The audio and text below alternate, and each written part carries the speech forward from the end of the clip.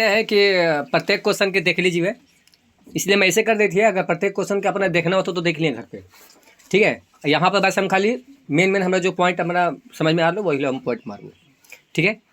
और ये इस प्रकार से पूरा साइंस है, ऐसे एक ही पेपर में नहीं है, दूसरे पेपर निकालने पड़ता है, लेकिन पूरा साइंस ही है।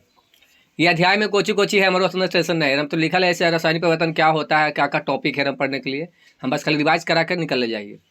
तो रासायनिक परिवर्तन होगा का, तो जब किसी पदार्थ की प्रकृति और पहचान बदल जाती है तो हम कह सकते हैं कि रासायनिक अभिक्रिया हुई है। कोई चीज़ बदल जाए ना, और रंग रूप सब बदलना चालू हो जाए तो कोची बोल सकल है कि रासायनिक परिवर्तन हुआ यानी अभिक्रिया हुआ है।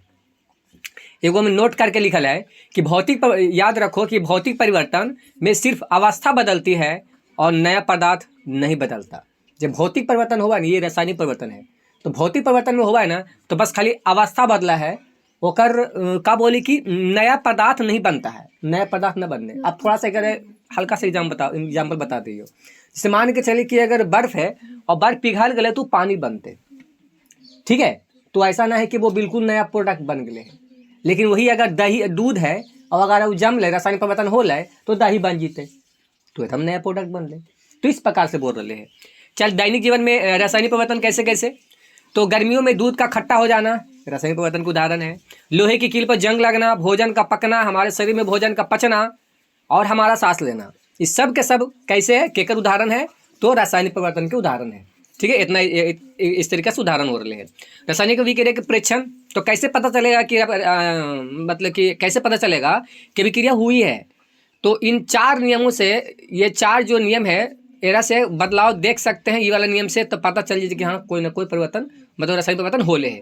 अवस्था में परिवर्तन हो जाए तब बोलबे कि रासायनिक अभिक्रिया का प्रेक्षण, मतलब रासायनिक अभिक्रिया के कैसे जांच करल जीते कि रासायनिक परिवर्तन होले है, अभिक्रिया होले है, तो अवस्था में परिवर्तन हो जीते, ठीक है। और एकदम बगल में लिखा है very important for 2 marks, J 2 number वाला में तो ना ओरा में के लिए है। तो अवस्था में परिवर्तन हो सकले, रंग में परिवर्तन होता है, गैस का निकास या उत्सर्जन, निकास होता है या निकलते, चाहे तो उत्सर्जन ओरे में से पनपते, इस प्रकार से उत्सर्जन हो गए, और तापमान में परिवर्तन। ये 4 टॉपिक होता है। ये केकर क्वेश्चन का आंसर है। तो रासायनिक अभिक्रिया के प्रेक्षण या हम इन 4 नियमों हम इन 4 में से कोई भी बदलाव देख सकते हैं, तो इस सब कोई बदलाव हो लो तो समझ ले कि रासायनिक अभिक्रिया के हो रहा है, यानी रासायनिक अभिक्रिया के प्रेक्षण है, जांच करल जीते एकरा से, ठीक है। अब रासायनिक समीकरण क्या बोल जा है, तो अभिक्रिया को संक्षेप में लिखना ही रासायनिक समीकरण कहलाता है। अभिक्रिया को संक्षेप में लिखना का कहला है, रासायनिक समीकरण कहला है। जैसे शब्द समीकरण, यह सबसे सरल तरीका है, शब्द समीकरण सबसे सरल तरीका है। जैसे कि एग्जाम्पल में लिखल है, जैसे उदाहरण के लिए लेकर आप यहाँ पर लिखल है कि मैग्नीशियम प्लस ऑक्सीजन और तीर के निशान मैग्नीशियम ऑक्साइड, तो ये शब्द समीकरण है। कैसा समीकरण है, शब्द समीकरण, शब्द यानी शब्द के इस्तेमाल करके ये रिएक्शन बना रहे, दिखा रहे हैं, तो शब्द समीकरण हो ले।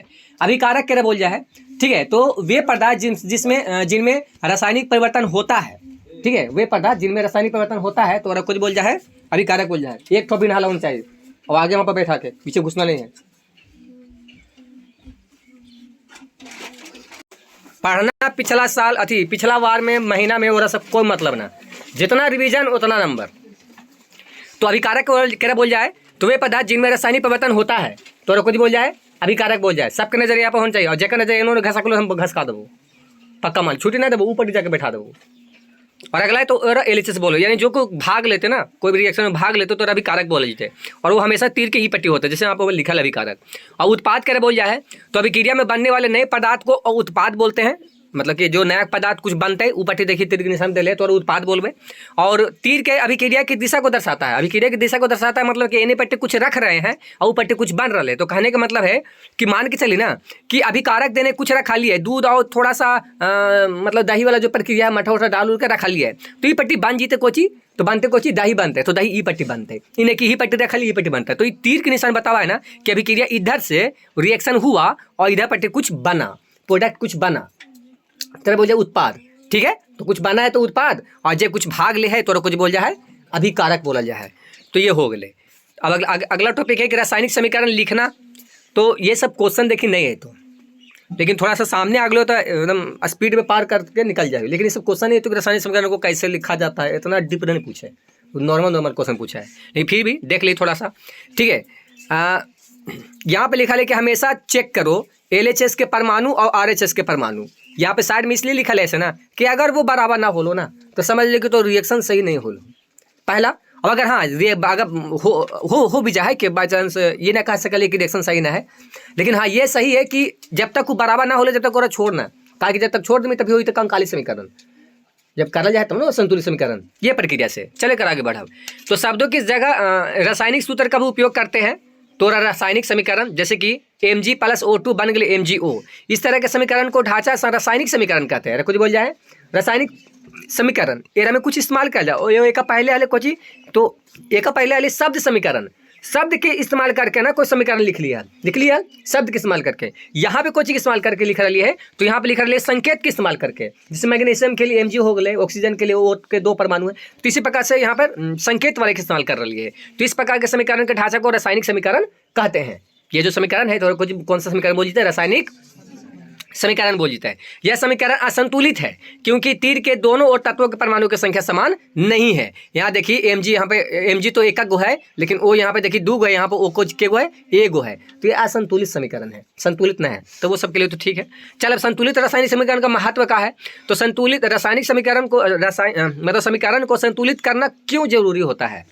तो द्रव्यमान संरक्षण का नियम ये कहा है, ये काहे करल जाए वैसे, तो पहले द्रव्यमान संरक्षण का नियम याद कर लिया बढ़िया से। तुम द्रव्यमान संरक्षण का नियम क्या है?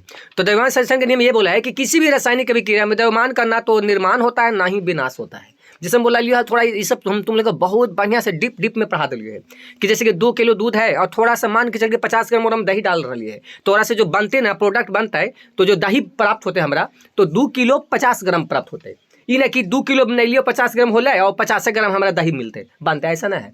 जो द्रव्यमान रहा है ना ओरे में रहा है, मतलब वेट जितना है, जितना पहले जितना वेट होले पूरा उतना बाद में होना चाहिए। तो यही द्रव्यमान संरक्षण का नियम, सिंपल भाषा में बात बोली तो इसका मतलब यह हुआ कि अभिक्रिया के पहले और बाद में प्रत्येक तत्व के परमाणु की संख्या भी समान रहना चाहिए। तो ये भी है, ये तो किताबी भाषा से हो गलो, हम तुम लोग के लैंग्वेज नॉर्मल जो भाषा वो हिसाब से बता दिलियो किस प्रकार से हो गए। अब अपने दिमाग लगाने का ऐसे नहीं हो सकले है, जब जितना रहते ना उतने रहते हो। तो ये कुछ द्रव्यमान संरक्षण का नियम। तो द्रव्यमान संरक्षण का नियम कहा है कि किसी भी रासायनिक अभिक्रिया में द्रव्यमान का न तो ह्रास होता है ना ही, मतलब कि ना तो निर्माण होता है ना ही ह्रास होता है। ह्रास यानी विनाश, ह्रास विनाश एक ही चीज़ है। तो इसका मतलब है कि अभिक्रिया के पहले बाद में, मतलब पहले और बाद में प्रत्येक तत्व के परमाणु की संख्या बराबर होना चाहिए। यह हो द्रव्यमान संरक्षण का नियम। ठीक है, तो अगले द्रव्यमान संरक्षण के नियम समय में अगला समीकरण संतुलित करना, हीट एंड ट्रायल विधि। तो हीट एंड ट्रायल विधि का है, ये बोल जाए समीकरण संतुलित करने का जो विधि हुआ है ना, तो हीट एंड ट्रायल विधि बोला जाए। ठीक है, अगर बोल दो क्वेश्चन में आ जाओ कि हीट एंड ट्रायल विधि क्या है, तो रासायनिक समीकरणों को अगर संतुलित करने के जो प्रक्रिया अपनाई जाते हैं तो उसमें हीट एंड ट्रायल विधि कहते हैं। तो बोल जाए कुछ हीट एंड ट्रायल विधि। तो उदाहरण के लिए देखिए, जिसमें फेरस है और इस तरीके से पानी के साथ में रिएक्ट कर रहे हैं, तो Fe3O4 प्लस में हाइड्रोजन इस तरह से बन रहे हैं। तो प्रत्येक सूत्र के चारों ओर बॉक्स बनाए। अब यहाँ में जैसे कि रिएक्शन के जो है ना, ये रिएक्शन हो संतुलित करने का जो नियम अपने थे ना, तो बोल को हीट एंड ट्रायल विधि। तो देखिए इस तरह से है, संतुलित करते समय बॉक्स के अंदर कुछ भी ना बदले। बॉक्स के अंदर मतलब ये जो है ना, जैसे जैसे हाल वैसे वैसे के बॉक्स बना देते, बॉक्स बने के देखिए तो बने क्या ना Fe के। इस चीज़ से भी ध्यान देते जी हाँ का रिएक्शन करने जो संतुलित समीकरण हो रहा है 4 नंबर के पूछा हो, रासायनिक समीकरण क्या हो ना 2 नंबर के पूछता हो। ठीक है, और 2 जगह जरूर पूछता हो, ऑब्जेक्टिव में भी पूछ देता हूँ 2 से 3 जगह, और सब्जेक्टिव में भी 2 नंबर बन डालता हूँ। कुछ ही कर पाता हूँ तो रिएक्शन के संतुलित असंतुलित समीकरण के संतुलित करने के लिए ये पूछता हूँ, और 2 नंबर में तो ये समझिए जो 2 नंबर लगा रहे हो ना ओरा में। तो प्रत्येक सूत्र के चारों जो बॉक्स बना ली, जैसे Fe है तो एक पास में बना ली, एरो पास में बना दिली, एरो पास में बना दिली, एरो पास में बना दिली, नीचे बॉक्स बना दिलिए। एरा से देखते चले कि संतुलित भी कैसे हो गए है। अब संतुलित का समय बॉक्स के अंदर ना बदले, यानी अंदर में कुछ बदलाव नहीं करना है, यानी कि अंदर में H के बगल में 2 लगा देंगे, बाहर में जो करना है। अब एक आगे बढ़े, एक आगे का है तो 9-5 ठीक है। परमाणु की संख्या की सूची बनाए। आप परमाणु की संख्या की सूची बनाने परमाणु के का हुआ है, तो परमाणु का हुआ है जैसे Fe है, तो Fe के देखिए कहीं भी 1-2 दिख रहा है, मतलब कहीं पे 2-3-4 दिख रहे, एक तो दिखबे करता हो, 2-3-4 दिख रहे ना दिख रहे, तो एक होले H2O। तरीके में 3 किस्म के में कितना किस्म के है अभिकारक में और उत्पाद में। तो अभिकारक में देखिए Fe है और H है और O है, 3 गो है। तो Fe है, H है और O है, यहाँ पे है ना 3 गो। तो तीनों में देखिए तो Fe में कितना है, 1 है। चल H में कितना है, तो H में कितना है, 2 है। देखिए ना 2 ना है ना 2 लगल, कुछ लगल है 2 लगल है, 2 मतलब 2 लगल मतलब 2 परमाणु होले, तो 2 हो ये हमारे 2 हो गए और परमाणु हो गए। और O के देखिए बगल में कुछ होना है तो वो 1 है, और Fe के भी कुछ होना तो 1 है। अब उत्पाद में कुछ होले परमाणु में, तो ये देखिए Fe के कितना है, Fe के देखिए Fe के कितना है, के वो होले 3 गो, ओ के गो होले, ओ के देखिए नीचे एकदम नीचे देखिए 4 गो है, तो 4 गो है ना। एच कितना है 2 गो, तो एच के एकदम सामने देखिए 2 है, ठीक है। यानी उत्पाद में परमाणु की संख्या, अभिकारक में परमाणु की संख्या। तो तोरा का लग रहा है जो अभिकारक में हल जो 1 2 1 हल, और जो उत्पाद में होले ना वो कितना हो गए है 3 2 4। तो ये देखिए तो अनबैलेंस है कि ना, अनबैलेंस है ना। तो इस प्रकार के जो अनबैलेंस रहता है, तो अगर ओकरा मतलब कि कोची करबे संतुलित करबे, ये अभी तो ये एक तरीके से कंकाली समीकरण भी बोल सकलिए। कौन सा समीकरण बोल सकलिए? कंकाली समीकरण भी। तो एरा संतुलित करल जा है, आई जो नियम अपनावल जा है, तो हिट एंड ट्रायल विधि। सबसे बड़े यौगिक से शुरू करते हैं। अब यहाँ पे आओ, एक आओ तीसरा चरण में कोची है, ये चरण बाय चरण चल रहे हैं। चरण बाय चरण कहने का मतलब है चरण 1 में का कर ली तो पहले बॉक्स बना लिए, चरण 2 में का कर ली कि पहले सबके पहले देख ले कि कौन कितना में, जैसे जो भी तत्व है एफ है, एच है, ओ है, ठीक है। 3 प्रकार के तत्व होले, तो तीनों को पहले हम कोची कर दिए, अलग अलग पहले डिवाइड कर लिए, कभी कारक में कौन है और मतलब कि उत्पाद में कौन कौन आ रहा है, सबका पहले अलग अलग डिवाइड कर लिए। अब करने के बाद तीसरा चरण में क्या कर लिए कि सबसे बड़े यौगिक से शुरू करें। सबसे बड़े यौगिक का हुआ है, तो जब तत्व को मिल के जब कोई सूत्र का निर्माण कर रहे हैं तो यौगिक बोल जाए, कंपाउंड इंग्लिश में बोल जाएगा। तो ये एक तरीके से देखिए Fe3O4 है, तो एक तरीके से ये मतलब कुछ तो यौगिक है। तो सबसे अधिक परमाणु वाले यौगिक यही है, एक पास में सबसे ज्यादा परमाणु है, 3 और 4 7 परमाणु मेरे पास में है ना। है देखिए 3 गो यहाँ पर, एफ के बगल में 3 है और ओ के बगल में कितना है 4, तो 7 परमाणु मेरे पास में है। तो यही वाला एक बोल जाए परमाणु। अब इसमें भी सबसे अधिक परमाणु वाले तत्व यही है। और ऑक्सीजन को अब देखिए मैं एकड़ों में बोल के है ना, कि एकड़ों में जो है ना, तो एकड़ों में 4 गो वाला ज्यादा हो। ऑक्सीजन के पास में कुछ सबसे ज्यादा है ना। देखिए ऑक्सीजन के पास में कुछ सबसे ज्यादा है, अधिक परमाणु वाले तत्व ऑक्सीजन को पहले संतुलित करें। तो RHS में R ऑक्सीजन है, R है मतलब RHS में R मतलब 4 ऑक्सीजन है ना, 4 के देखिए है ना ऑक्सीजन। और RHS यानी वो साइड, तीर के वो साइड वाला जैसे पट्टी उत्पाद बनता हो, और LHS तो अपना तरफ वाला होगा, जैसे ये वाला होले, ये दोनों होले कोची LHS, और ये पट्टी वाला कोची होले RHS। तो यही पट्टी ना है ओ है नहीं पट्टी। तो 4 मतलब कि 4 गो है, 4 मतलब कि 4 परमाणु है। तो LHS में H2O के आगे 4 लगाएं, तो देखिए H2O के बगल में कितना लगाए थे है ना, पीला से करल 4 लगाएं। एगो टी पैरा में देखे है, टी पैरा में कहा है कि गुणांक, ठीक है, कोफिशिएंट हमेशा सूत्र के सामने लगाते हैं, ठीक है। जैसे H2O4 है, तो यहाँ पे इस प्रकार से लगावल है, लिखना गलत है। जैसे ये यहाँ लगा दिल के एरा में कि H2O4 है और ऐसे कर देवे, तो ऐसे करके मतलब जाना कि जो 4 हो ले ना, ये अब बस खाली O के लिए काम ना कर रहे, H2 के लिए काम कर ले, तो ऐसे गलत हुई तो ऐसे करना, तो ऐसे से ऐसे ना कर सकते, गलती हुई तो, ठीक है। जैसे ब्रैकेट वाले कैसे हुआ सूत्र में अथी में कुछ बोले वो मैथूद में, तो ये वाली प्रक्रिया से वाली गलती हुई तो अभी हमें जो भी चरण बताए सब रिएक्शन करने का, संतुलित करने का बस खाली नियम बता लिए। अब जितना दूर तक पहुंच जाए, थोड़ा देखते पार हुआ, ये बाई चांस भुला गया ना हो तो एरा से देख लिया ठीक हो जी। तो हम 4 से कोची कर दिली गुना, काहे कर लिए 4 से गुना, काहे कि सबसे बड़ा पहले देखा जाए तो सबसे बड़ा यही है, और एक में 4 से गुना, तो 4 से बगल में गुना कर दिली, एक बगल में ई पट्टी, ठीक है। कि अब देखिए वो यहाँ पर हल है, तो वो एकरा में है, अरे वो तो एकरा में ना है, तो एकरा में बगल में करबे कि यहाँ पर पहुंची मैं, वो एकरा में है तो एकरा में गुना करबे बगल में। अब ऑक्सीजन परमाणु LHS कितना हो गए 4, LHS कितना हो गए, जैसे O के ऑक्सीजन के परमाणु यहाँ पे भी क्या हो गए 4 गो हो गए, और RHS में भी 4 है, तो ये O वाला तो काम क्लियर, O के हो गए 4 गो एने भी और 4 गो, देखिए एरा में नीचे में देल 4, एरा में कुछ बगलों में देल है, तो बात बराबर है 4 गो। ऐसे करे का मतलब बात हम ये कुछ बोल ले बराबर, कि ऐसे कहे का मतलब कि बगल में 4 है तब भी वो 4 गो है, और नीचे लिखल है तब भी वो 4 गो है। इस प्रकार से हम बोल ले कि बराबर है। अब 4 और 5 के अभी आओ चरण कोची है, चरण मतलब कि एक में क्लियर करना है संतुलित करने के लिए। तो अब हाइड्रोजन और आयरन की बारी आती है, क्या कर, तो ओ के तो काम हो गलो, अब हाइड्रोजन और आयरन यानी Fe के बारी है, ठीक है। प्रोडक्ट आज गलत आ गलो। तो हाइड्रोजन H को संतुलित करते हैं, आप क्या करें संतुलित करें H के, चल ठीक है। LHS में हाइड्रोजन की संख्या कितना है ऊपर में देखनी होता के गो है, तो LHS में हाइड्रोजन के परमाणु आप के गो हो गए। आप देखिए आप थोड़ा जैसे यहाँ पे अगर गुना कर लिए, जैसे इतना पर से देखिए, इतना पर से देखिए, ये जो है अब यहाँ पर 4 से तो गुना करनी ना, तो 4 दूनी 8, तो H हो गलो 8 गो, और 4 का हम 4 यानी O हो गलो 4 गो, समझ लो। तो यहाँ पे कोची बोल रहे तो हाइड्रोजन में संतुलित करने, तो LHS में हाइड्रोजन के गो हो गए 4 दूनी 8 गो, तो 4 दूनी 8 गो ऐसे बोले थे, 8 गो हो गए है। और अब एने पट्टी के गो है, हाइड्रोजन के गो है 2 गो, तेरा लेने का करे पड़ता है 4 से गुना करवे तब ना तो 8 गो हो।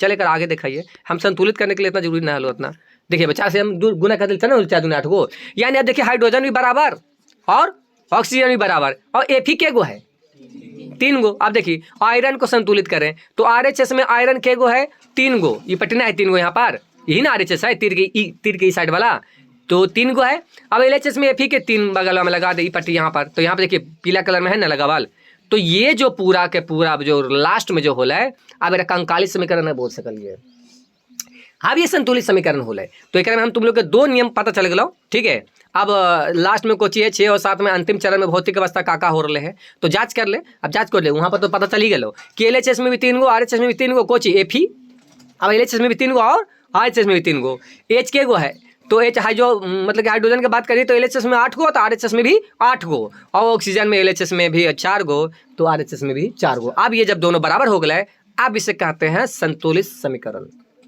खुद बोल जाए अब संतुलित समीकरण। अब थोड़ा सा एक बार भी थोड़ा घर पे ट्राई कर ले ना तो क्लियर हो जी। तो हम तुम लोग के साइंस इतना बढ़िया से पढ़ लियो इस बार, जगह कोई कहना ना हो, साइंस सारे सब्जेक्टवा हम तुम लोग इस पर बहुत बढ़िया से बतैलियो एकदम, हर एक पॉइंट निकाल के लेके, तुम लोग का वैल्यू समझ में था ना। भौतिक अवस्था के संकेत, तो ध्यान दें यहाँ पर थोड़ा एक नोट पॉइंट में देखिए, H2O अब बगल में G लगल है, का अर्थ होता है कि जल का भाप के रूप में उपयोग होना। अब केरो में G लगा ले, केरो में S लगा ले, G लगा ले, S लगा ले, तो यू हम बतैलिए। तो यहाँ पर देखिए कोची है, इधर सही तो एग्जाम्पल मतलब कि ऑब्जेक्टिव ही दे देता हूँ, ठीक है, जैसे S दे दल को तो न तो IC रिएक्शन दे देता हूँ और रिएक्शन देने के बाद बोलते कि बताइए इसमें से ठोस कौन है, द्रव कौन है, गैस कौन है, रिएक्शन दे दल को ऐसे करके, अब बोल देखो ठोस कौन है, पूछ देखो ठोस कौन है। अब थोड़ा पता रहता होता ना कि ठोस कौन है, तो देखिए ठोस के बगल में कुछ लगा तो S, द्रव के G, गैस के मतलब AQ के रूप में ना, ये गलती हो रही है, ये जैसे यहाँ पर ठोस है ना तो सॉलिड तो होल है, द्रव के लिए I है और गैस के लिए G है और जलीय विलयन के लिए AQ है, जलीय विलयन के लिए कुछ है AQ है। अब मैं अंतिम समीकरण आप देख ले यहाँ पे इस प्रकार से हो, अब G लगा रहा है मतलब कि ये कोची के रूप में हो रहा है, गैस के रूप में S लगा ले यानी ये ठोस के रूप में है, ये भी है गैस के रूप में, ये है ठोस के रूप में। अब समीकरण को सूचना पूर्ण बनाना बहुत समय लगी, हम लगे कि पूरा घीच देवे, पूरा लगातार कार्य में दिक्कत हो रही है ना, तो अब पूरा घीच देती है एक बाई एक समय मतलब एक चैप्टर। कभी कभी अभिक्रिया की परिस्थिति ताप जैसे ताप दाब या उत्प्रेरक को तीर के ऊपर या नीचे भी लिखा जाता है, जैसे ऐसे भी लिख सकलिए है, ऊपर लिखे ले ना तो इस प्रकार से भी लिखा जा सकले है। चल अब एक ये हो गए अगला पॉइंट देख लिए। अब प्रकाश संश्लेषण, तो ये प्रकाश संश्लेषण के रिएक्शन याद रखिए, ये 2 तरीका में काम देता हूँ, एक तो केमिस्ट्री में और दूसरा बायोलॉजी में। तो बायोलॉजी में भी अगर रिएक्शन लिखने के लिए आ जाओ तो जरा ध्यान रखिए, बढ़िया से नोट कर ली है कि प्रकाश संश्लेषण का रिएक्शन आप देखिए कार लेके नोट कर लिया तो मतलब कि आहिन जीतो, ये कोई जरूरी नहीं है, कोई मास्टर भी पढ़ा दे केकरो को जरूरी नहीं है कि आहिन जीते, लेकिन ज़्यादातर के जो है एक्सपीरियंस टीचर है वो पता रहा है कि चांस बने, तो वो बात से वो बोला है, ऐसा ना कि डायरेक्ट बोल देते वो। अब रासायनिक अभिक्रियाओं के प्रकार कितना हुआ है, अब यहाँ से मेन टॉपिक चालू हो रहा है। अब काहे मेन टॉपिक बोल रही है, काहे कह रहा से बहुत सा सवाल अब हो, ऑब्जेक्टिव बहुत सा बनते हैं सबसे दे तो रिएक्शन बोलते बताइए कौन सा समीकरण है, मतलब कौन सा अभिक्रिया हो रहा है, ठीक है, संयोजन है, वियोजन है, का है, ठीक है। तो यहाँ पर देखिए कुछ है परिभाषा, ऐसी अभिक्रिया जिनमें 2 या 2 से अधिक अभिकारक मिलकर एकल उत्पाद का निर्माण करते हैं तो उसे क्या कहते हैं, संयोजन अभिक्रिया। 2 या 2 से अभिकारक क्रिया में आते जुड़ते और बनते एकल उत्पाद, एक ही वो प्रोडक्ट बनते हैं, तो कुछ बोलबे संयोजन अभिक्रिया, कुछ बोलबे संयोजन अभिक्रिया, कुछ बोलबे ना संयोजन अभिक्रिया, 2 गो या 2 से अधिक जुड़ते और एक ही को बने, जो कंपाउंड है यौगिक बन रहे है तो एक ही को बने, ठीक है, तो कुछ बोलबे संयोजन अभिक्रिया। जल कैल्शियम ऑक्साइड विकार, इस प्रकार से एक बारे में बताई थी फिर, तो इसलिए यहाँ पर एग्जाम्पल में दे ले फोटो में बगल में। तो ये जैसे बिना बुझा हुआ चूना कि जल के साथ में अभिक्रिया, बिना बुझा हुआ चूना का यानी कैल्शियम ऑक्साइड, बिना बुझा हुआ चूना का भी कुछ नाम है कैल्शियम ऑक्साइड के जल के साथ में अभिक्रिया करल जा रहा है, कुछ के साथ में अभिक्रिया करल जा रहा है जल के साथ में। तो देखिए बिना बुझा हुआ चूना और जल के साथ में अभिक्रिया हो रहा है, तो इस तरह से रिएक्शन बढ़ रहा है, उष्मा भी नहीं कर रहा है। दीवारों के सफेदी करने में और CaOH का Hol2 का उपयोग होता है, यानी एकरे यानी कुछ के बिना बुझा हुआ चूना के। तो ये देखिए इस तरीके से सूत्र भी लिखा है और बतावल भी कि कोची में इसका उपयोग होता है, तो इस प्रकार से उपयोग होगा यहाँ पे इस प्रकार से रिएक्शन भी मिल गया। आप देखिए थोड़ा सा एक चीज और देखिए, यहाँ पे ये उष्मा निकल रहा है वो बात के बात है, लेकिन यहाँ पे देखिए 2 प्रोडक्ट मिल रहा है, एगो चीज बन रहा है, ठीक है, 2 प्रोडक्ट मिल रहा है और एगो चीज बन रहा है। तो ये भी एक तरीके से कौन सा विक्रिया में चल जाता है, कौन सा विक्रिया में, संयोजन में, कुछ में जीता है संयोजन में, 2 को जुड़ के एगो बन ले ना तो संयोजन में। अगला कोची है ऊष्माक्षेपी। ऊष्माक्षेपी यहाँ पे तो ऊष्मा तो निकलवे कर ले रहा मैं। तो जिन अभिक्रियाओं में उत्पाद के निर्माण के साथ साथ ऊष्मा भी निकलते हैं, उत्पाद के निर्माण के साथ साथ मतलब कोची, तो मतलब ई कि ई जो बनले है ना तेरा उत्पाद बोलबे, मतलब कुछ तो बनले ना तो उत्पाद बोले, और एक साथ साथ में ऊष्मा भी निकल गए तेरा ऊष्माक्षेपी अभिक्रिया भी बोला जा सकले, कुछ बोल जा सकले ऊष्माक्षेपी अभिक्रिया। ई वाला रिएक्शन को ऊष्माक्षेपी अभिक्रिया बोल सकलिए, काहे कि में जैसे चूना गले में ना मार्केट से दीवार उवार के पुताई करने वाला, तो वही चीज़ बा जे एरम लिखल है। तू वाले में ना तो डायरेक्ट अगर तू पानी में डालनी, डायरेक्ट अगर तू गिरा देनी ना पानी में तो पूरा भभक के ऊपर आ जीतो, और गर्म पानी भी हुई तो पूरा तुरंत हॉट हो खोलना चालू हो जाए वो, ठीक है। तो इस प्रकार से और खोलना चालू मतलब ऊष्मा निकलना चालू हो जाए, तो ये तरीका से हम बोल रही है। तो ऊष्माक्षेपी यानी ऊष्मा भी निकलता है। तो कैल्शियम ऑक्साइड वाली अभिक्रिया एक ऊष्माक्षेपी अभिक्रिया, अभी जो होला ना तो कैसा अभिक्रिया, एक ऊष्माक्षेपी अभिक्रिया है। तो प्राकृतिक गैस का दहन यहाँ पे देखिए कुछ और ले है, इस प्रकार से प्राकृतिक गैस का दहन अभी इतना कि हमारी जरूरत ना हो, ठीक है। जो हमारी जरूरत हो आप देखिए ये रिएक्शन हो रहे है, जैसे श्वसन हुआ है ना, श्वसन तो श्वसन में देखिए ऊर्जा भी निकला है, कुछ निकला है ऊर्जा। अगर कोई आदमी के अगर मतलब कि नाक मुँह पूरा बंद कर देना तो ताकत मिलना बंद होगी, तो लगता नहीं को ताकतवे ना हो, और जैसे ही पूरा अकबकाए लगता, जैसे जैसे छोड़नी तो सांस ले तो थोड़ा एनर्जी बना है, ठीक है, यानी ऊर्जा मिला है। तो ये भी एक तरीके से हो जीते। चल अब वियोजन अभिक्रिया पे आओ भाई, उतना तो समझा दिलियो, अब वियोजन पे आओ। तो वियोजन अभिक्रिया या संयोजन अभिक्रिया के विपरीत होता है। ये में कुछ होता है एक गो ने 2-3 गो में बदल जीते, एक गो रहता है 2-3 गो में टूट जीते, तो ये प्रक्रिया होते हैं। तो इस अभिक्रिया में एकल अभिकर्मक टूट कर छोटे छोटे उत्पाद का निर्माण करता है। एकल अभिकर्मक है छोटे छोटे उत्पाद का निर्माण करता है। जैसे वियोजन अभिक्रिया के देखिए हम सिंपल साइड बताओ यहाँ पर वियोजन अभिक्रिया, तो उष्मीय वियोजन भी होता है, वैद्युत वियोजन भी होता है, प्रकाशीय वियोजन भी, यानी जो वियोजन अभिक्रिया है उसका 3 प्रकार हुआ है, उष्मीय वियोजन, वैद्युत वियोजन और प्रकाशीय वियोजन। अगर आ जाए कि वियोजन अभिक्रिया का भी कितना प्रकार है, तो 3 प्रकार है, ठीक है। इस प्रकार से 3 प्रकार हुआ है। वियोजन अभिक्रिया के लिए ऊर्जा आवश्यक है या ऊर्जा हो सकती है। याद रखें संयोजन यानी जुड़ना, वियोजन यानी टूटना। एकदम बस कल सिंपल से बतावल है कि संयोजन मतलब हो है जुड़ना और वियोजन मतलब कुछ हो है टूटना। तो ये तो हम तुम लोग कितना दिन से रेट तैयार लो कि संयोजन मतलब जुड़ता हो, वियोजन मतलब टूटता हो, तो वही प्रक्रिया हम लिखल है, ठीक है। अब वियोजन के लिए आवश्यक ऊर्जा, तो एरा में ऊर्जा हो सकती है उष्मा, प्रकाश, विद्युत, ये तीनों तरीका से। तो यही वाला चीज़ यहाँ पे लिखा है। जो वियोजन है ना, तोड़ने का जो प्रक्रिया है वो 3 तरीका से करल जा सकले है। पहला उष्मीय, फिर है वैद्युत और फिर तीसरा है कुछ प्रकाशीय। 3 तरीका से तोड़ा जा सकले हैं, ठीक है। यानी यही वाला बोल के है कि वियोजन के लिए ऊर्जा का आवश्यक है या ऊर्जा हो सकती है, चाहे तो उष्मा भी हो सकता है, चाहे तो प्रकाश भी हो सकता है, चाहे तो विद्युत यानी हीट, लाइट एंड इलेक्ट्रिसिटी, ये तीनों में से कोई भी हो सकले हैं, ठीक है। तो कुछ इस प्रकार से। तो अभी पहला वाला हम बता रहे हैं कि उष्मीय वियोजन क्या है, यानी उष्मा से कर रहे हैं, ठीक है। तो अब देखिए उष्मा में क्या हो रहे हैं, उष्मा द्वारा किया गया वियोजन उष्मीय वियोजन कहलाता है, ठीक है। उष्मा द्वारा किया गया वियोजन क्या कहलाता है, उष्मीय वियोजन कहलाता है। जैसे फेरस सल्फेट, जैसे मान के चलिए यहाँ पे है, अब यहाँ पर कुछ ये उष्मा लगल कहे के मतलब है ना कि एक पे टेम्परेचर दे रहे, उष्मा देवल जा रहे हैं, तो ये टूट रहे 1 भाग, 2 भाग, 3 भाग, तो वियोजन अभिक्रिया में ही तो होगा है। एगो के प्रेशर देवल जा है किसी भी प्रकार के 3 प्रक्रिया से, जो किसी भी प्रकार से, और 2-3 भाग में टूट जाए तो कुछ बोल जाए उष्मीय वियोजन, कुछ बोल जाए उष्मीय वियोजन बोल जाए। क्रिस्टल का रंग हरा भूरा रंग में बदल जाता है, और चूना पत्थर कैल्शियम कार्बोनेट एरो देखिए दिखा रहे इधर कर ले कि हरा रंग है ना, क्रिस्टल का हरा रंग होता है जो किस रंग में बदल जाता है, भूरा रंग में बदल जाता है। तो तुम सबसे पहले ना पढ़ लिया है कि रंग में भी परिवर्तन होता है, तो वही वाला बत्ती पर के यहाँ भी कर रहे रिएक्शन में कोई वो उस प्रकार से काम करना चाहिए। यहाँ सीमेंट निर्माण उद्योग में मतलब उपयोग में, सीमेंट निर्माण में उपयोग होता है, सीमेंट निर्माण में उपयोग होता है। यहाँ पे इस प्रकार से बोल रहे, एक रो देखिए उष्मा करल जा रहे हैं, टेम्परेचर दे रहे, देखिए 2 भाग में टूट रहे 2 भाग में। तो जब ये 2 भाग में टूट रहे तो गेरा कौन सा समीकरण बोलबे मतलब कौन सा अभिक्रिया बोलबे, वियोजन, कौन सी बोलबे वियोजन, कहेंगे टूट रहे। अब है उष्मीय वियोजन, जैसे लेड नाइट्रेट का गर्म करने पर या लेड ऑक्साइड नाइट्रोजन डाइऑक्साइड और ऑक्सीजन में वियोजित हो जाता है। अब एक इस तरह से दे रहे हैं, अब भूरे रंग का धुआं निकलता है। चलिए सब छोड़, अब उतना रहने दीजिए। अब वैद्युत वियोजन और प्रकाशीय वियोजन, तो अभी बस खाली देख ले वैद्युत वियोजन का है।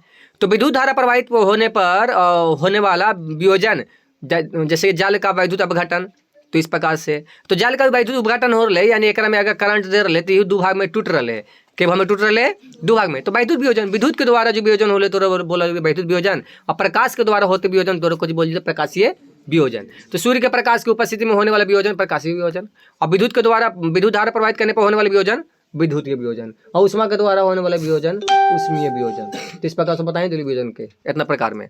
तो इस प्रकार से हो गए, ठीक है। अगर हमें कैथोड है, बैटरी से लगा के है, अगर हम पूरा अथी करके चलिए रहने दे। उपयोग श्याम श्वेत फोटोग्राफी, एक बस खाली उपयोग करल जाए, केकर उपयोग करल जाए, मतलब कि श्याम श्वेत फोटोग्राफी में केकर उपयोग करल जाए, जैसे प्रकाशीय वियोजन का इस्तेमाल श्याम श्वेत फोटोग्राफी में करल जाए। ये दिमाग में अटैले रहेंगे। चल ठीक है, हटाओ। अब विस्थापन अभिक्रिया, विस्थापन यानी जगह के चेंज करना, विस्थापन मतलब वही होगा जगह के कुछ करना, चेंज करना। तो इस अभिक्रिया में अधिक अभिक्रियाशील तत्व कम अभिक्रियाशील तत्व को उसके यौगिक के लिए विलयन से विस्थापित कर देता है, यानी हटा देता है। तो हटेल के ना जगह हटा दिल के ना होकर। तो देखिए जैसे लोहे की कील को कॉपर के सल्फेट में विलयन में डुबोना, लोहे की कील को, ठीक है, कॉपर के सल्फेट के विलयन में, ये है कॉपर सल्फेट विलयन CuSO4 है ना, तो ये है, ठीक है। बिफोर और फिर आफ्टर का हो ले, तो इस प्रकार से बदल गई है। अब हम आगे देखिए कुछ है, तो नीला विलयन, ये इस तरीके से देखिए कोची कर ले है नीला विलयन। और अब ये कोची कर रहा है 13 में, कौन सा हल है 13 में, हल है कोची विस्थापन, यानी जगह चेंज करते।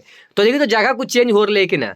Fe है CuSO4 है, Fe के साथ में CuSO4 है। अब देखिए Fe के साथ में कौन आ गए यहाँ पर, अभी देखिए CuSO मतलब SO4 के पास साथ में कौन है Cu हल है, और ई पट्टी देखिए SO4 के साथ में Fe आ गए, कुछ आ गए Fe आ गए। तो जगह चेंज करके ना तो हम का बोलेंगे, हम कुछ बोल लियो, यही बोलिए विस्थापन अभिक्रिया जगह जरूर चेंज करते हो, में अपना जगह कुछ कर देते तो चेंज कर देता हूँ। और किस हिसाब से करा है चेंज, तो नीचे है लिखा एकदम बड़ी बढ़िया से, वो अभी नीचे आई तो रुक थोड़ा भी आओ। चलिए बोला विस्थापन अभिक्रिया। अब द्वितीय विस्थापन अभिक्रिया, यही प्रक्रिया डबल बार कर ले, जो जगह चेंज करने वाली बात है डबल बार कर दे। वे अभिक्रिया जिनमें अभिकारकों के बीच में आयनों का आदान प्रदान होता है, वही आयनों का आदान प्रदान मतलब वही चीज़, जैसे सोडियम सल्फेट और बेरियम क्लोराइड के बीच में अभिक्रिया। देखिए यहाँ पे Na2SO4 BaCl2 BaSO4, अब Ba के साथ में कुछ आ गए SO4 आ गए, तो Na के भी तो साथ में कुछ आ गए Cl आ गए, बदल लेना दोनों के, तो दोनों की स्थिति बदल। अब देख ले थोड़ा एकदम डीप में लेके जीवो तो जरा सा गड़बड़ होती है, कहीं उतना टाइम ना रहे, बात समझ आ रही है। अब उतना टाइम नहीं है कि अब देखिए, अब ध्यान से देख लिया कि देखिए Na2 के साथ में SO4 हल है और Ba के साथ में Cl2 है। तब देखिए तो Na पर Ba के साथ में कुछ आ गए Na आ गए Cl2, तो Na आ गए SO4, और Na के साथ में SO4, तो Na के साथ में Na आ गए कुछ Cl। तो चेंज करके ना डबल बार चेंज हो रहा है द्वितीय विस्थापन अभिक्रिया। कौन सा अभिक्रिया, द्वितीय विस्थापन अभिक्रिया, ठीक है। बेरियम सल्फेट इसका सफ़ेद अवक्षेप बनता है, कुछ बना है सफ़ेद BaSO4 है ना, BaSO4 यानी बेरियम सल्फेट का सफ़ेद अवक्षेप बनता है। यहाँ पे दिखा ले फोटो में, यहाँ पे सफ़ेद अवक्षेप। चल उपचयन अपचयन क्या है, तो उपचयन अपचयन भी तुम लोग को बहुत बार समझ लिया है कि उपचयन अपचयन का होगा, ये पूछ तो, ठीक है, ये भी पूछ तो। उपचयन अपचयन तो कम्प्लीटली पूछना ही चाहिए रहा, ठीक है। तो जब किसी पदार्थ में ऑक्सीजन की वृद्धि और हाइड्रोजन का ह्रास होता है, ऑक्सीजन की वृद्धि हो जाए, हाइड्रोजन की कुछ हो जाए ह्रास, और ऑक्सीजन की वृद्धि यानी उपस्थित, यानी हाइड्रोजन का ह्रास यानी लापता, तो कॉपर चूर्ण को गर्म करने पर कॉपर ऑक्साइड बनता है। जैसे मान के चले कोई एग्जाम्पल दिल के है कि कॉपर चूर्ण को गर्म करने पर कॉपर ऑक्साइड बनता है CuO2 या तापन करके टेम्परेचर दिल के तो बन गए कुछ CuO, यानी कॉपर की सतह पर काली परत। तो ये मतलब ये कुछ कर ले हाइड्रोजन का ह्रास, ऑक्सीजन की वृद्धि हो जाए या एरम देखिए लिखा है कुछ लिखा है, ये दोनों में से कोई काम होवे के चाहिए, चाहे तो ऑक्सीजन की वृद्धि चाहे तो हाइड्रोजन के ह्रास, तो बोल उपचयन अभिक्रिया।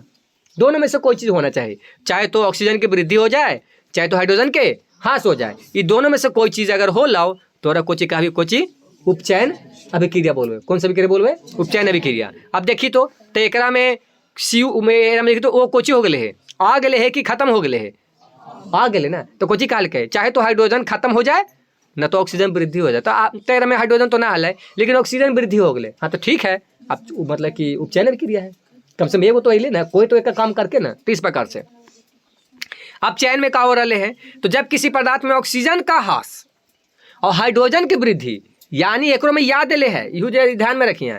अब चयन में का ऑक्सीजन का ह्रास हो जाए नहीं तो हाइड्रोजन के वृद्धि हो जाए, तो बोले कोची अपचयन अभिक्रिया। तो देखिए हमें कोची और ले, गर्म कॉपर ऑक्साइड पर हाइड्रोजन गैस प्रवाहित कर ले, गर्म कॉपर ऑक्साइड पर हाइड्रोजन गैस प्रवाहित कर रहे हैं, ठीक है। तो का हो रहा है तो कोची करके तो हाइड्रोजन की वृद्धि हो जाए चाहे तो ऑक्सीजन के ह्रास, हाइड्रोजन की वृद्धि चाहे तो ऑक्सीजन का ह्रास चाहे तो हाइड्रोजन की वृद्धि।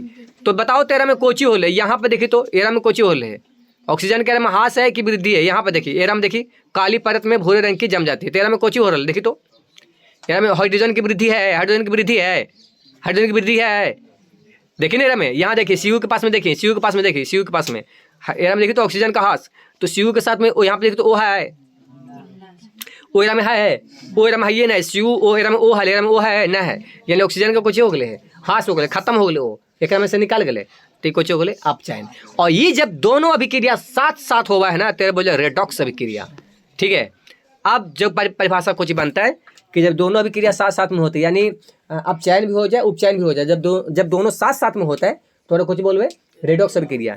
ये सब बताते रेडॉक्स अभिक्रिया के बोल जाए तो जो दोनों रिएक्शन साथ साथ में होवे। अब देखिए यहाँ पर कुछ ही कह रहे हैं, ऐसी अभिक्रिया जिसमें अभिकारक और उपचयित तथा दूसरा अपचयित होता है, यानी अभिक्रिया ना जिसमें एक अभिकारक उपचयित और तथा दूसरा अपचयित होवे, तो कोई अभिकारक को कुछ हो रहे है उपचयित हो रहे है, तो दूसरा कुछ हो रहे है अपचयित हो रहे है, यानी उपचयन और अपचयन साथ साथ होते हैं, तो कुछ बोल जाए रेडॉक्स अभिक्रिया। यहाँ पे मतलब उदाहरण लेके है, तो यहाँ पे वो देखिए एकरा में देखिए ओ एगो खत्म और एरा में देखिए ओ एगो आ गए है, अले यहाँ पे देखिए ऊपर में देखिए ऑक्सीजन का हास हो, लेकिन ना सीयू के साथ में ओ है ही पट्टी, टी पट्टी है ना ना है, यानी ये ऑक्सीजन का हास, ऑक्सीजन का हास हुआ है तो क्या बोला जाए अपचयन। ना लिखा है यहाँ पे अपचयन लिखा है, यहाँ पे कुछ लिखा है अपचयन, तो कुछ लिखा है अपचयन। लेकिन जैसे ही ऑक्सीजन के वृद्धि तो कुछ बोल दे रहा उपचयन। तो एक लाइन में भी बोल सकलिए कि अपचयन अभिक्रिया किसे बोलते हैं, तो जिस अभिक्रिया में अपचयन अभिक्रिया उसे बोलते हैं जिस अभिक्रिया में ऑक्सीजन का ह्रास होता है ना, तो उसे हम अपचयन अभिक्रिया कहते हैं। और उपचयन अभिक्रिया उसे बोलते हैं जिसमें ऑक्सीजन का वृद्धि हो जाए, तो उसे हम उपचयन अभिक्रिया बोलते हैं। और जब दोनों साथ साथ में हो जाए तो उसे हम रेडॉक्स अभिक्रिया कहते हैं। जब दोनों के साथ साथ में होवे तो रेडॉक्स अभिक्रिया। ये एक ही रिएक्शन में दोनों प्रक्रिया हो रहे हैं, एगो में कहूँ में से ओ भाग रहे हैं तो कहूँ में ओ जुड़ रहे हैं, साथ साथ हो रहे हैं, तेरा कौन सा अभिक्रिया बोलबे रेडॉक्स अभिक्रिया। तो ये रेडॉक्स अभिक्रिया के उदाहरण है। ऊपर में बताइए हल अलग अलग हो रहा है, एक चीज में एक ही चीज किस्म को हो रहा है, तो अलग अलग है वो। चलिए इस प्रकार से अब रिएक्शन दे लिया, चलो हटा दो हो रहा उतना तुम लोग समझ आगलो होत। संचारण का है, लेसन अंतिम में पहुंचन रहे, ठीक है। संचारण का है तो जब कोई धातु अपने आसपास में आम्ल आर्द्रता आदि के संपर्क में आती है तब यह संचारित होती है। जैसे अभी देखिए बेंच रखा ली ऊपटी और बेंचवा रखा है तो सब देखिए जंक लग रहे हैं, अगर ओरा में अगर आस्था भी मार देते हैं तो जंक ना लगते हैं, लेकिन जंक लग रहे हैं, तो जंक लग रहे हैं धीरे धीरे कमजोर हो रहे हो, ठीक ना हो रहे, धीरे धीरे कमजोर हो। लेकिन गर्मी के दिन में कमजोर ना होता, काहे कि गर्मी के दिन में जो आर्द्रता नहीं रहे, आर्द्रता ना रहे कहे मतलब कि जंग वाला प्रक्रिया ना लगे, यानी नमी ना रहे हवा में। लेकिन ठंडा में नमी रहा है, तो नमी तो इतना रहा है कि मतलब फुहारा टाइप का ऊपर से चुवत रहा है, मतलब बारिश टाइप का, ठीक है, तो वो नुकसान कर रहा है। वैसे जगह पर फिर जंक लग जाए, वो प्रक्रिया है। वही अगर रास्ते में रहते हैं तो ना लगते हैं। तो देखिए यहाँ पे कुछ ये है संचारण, जब कोई धातु अपने आसपास अम्ल आर्द्रता आदि के संपर्क में आती है तो संचारित हो जाती है, यानी क्वालिटी होकर भिन्न हो जाए, खराब हो जाए। संचारण यानी क्वालिटी होकर बढ़िया ना होना, बल्कि क्वालिटी होकर आओ कुछ डिप खराब हो जाना। डिप खराब होने का मतलब बहुत खराब, बहुत मतलब कि गहराई तरीका से खराब होते हो, ये तरीका होते हैं। तो लोहे पर जंग लगना, भूरे रंग की परत हुआ, ये जो लोहे पर जंग लगता है वो कौन से रंग का हुआ है, तो भूरे रंग की परत हुआ है। चांदी के ऊपर काली परत और तांबे के ऊपर हरी परत, तो सबके अपना अपना अलग अलग जंग है, सबके जंग के ये नाम अलग अलग है, प्रक्रिया अलग अलग है, धातु अलग अलग है, लेकिन है एक तरीके से सब अलग अलग प्रक्रिया के जंग, ठीक है। सत्यम जंग है, जंग कहाँ ध्यान है, अपने मग्न है दम देखी न रहने है।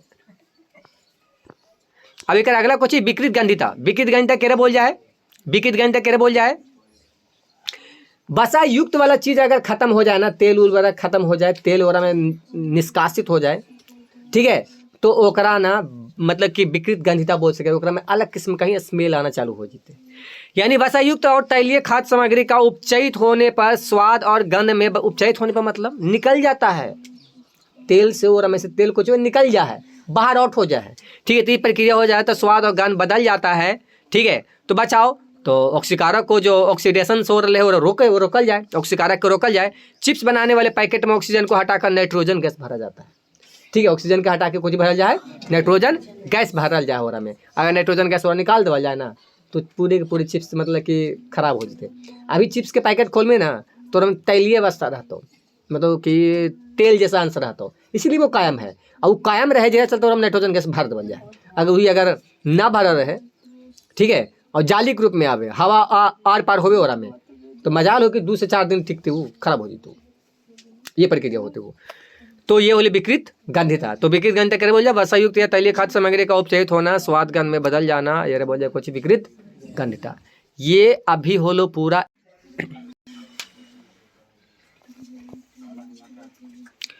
हाँ, तो अगला है कि अम्ल क्षारक एवं लवण। एसिड क्या होते हैं, यानी अम्ल क्या होते हैं? तो ये स्वाद में खट्टे होते हैं, नीले लिटमस पत्र को लाल कर देते हैं, उसे हम अम्ल कहते हैं।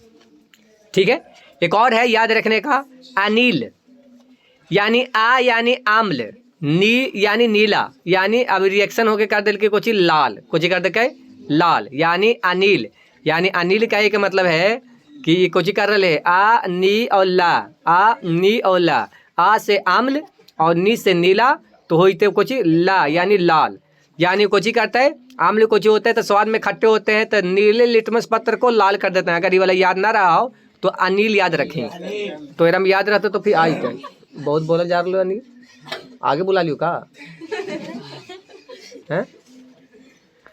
अब ये क्षारक कुछ हुआ है, स्वाद में कड़वे होते हैं और लाल लिटमस पत्र को ये नीला कर देते हैं, लाल लिटमस पत्र कुछ करते हैं नीला कर दे, ये अपना समझ लिए। अम्ल क्षारक सूचक, सूचक क्या है? तो सूचक क्या हुआ है?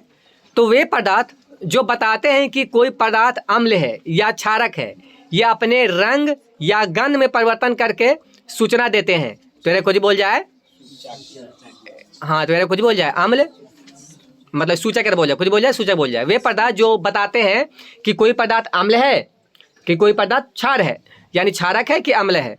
ठीक है, ये अपने रंग और गंध में परिवर्तन करके सूचना देते हैं, और ये करने के लिए रंग और गंध में दोनों में कुछ हो जाए, चेंजिंग आ जाए, परिवर्तन आ जाए, तो कोची कहला है वो सूचक कहला है। ठीक है, रोक के अपना हो सको तो डिफिनेशन भी देख लिया।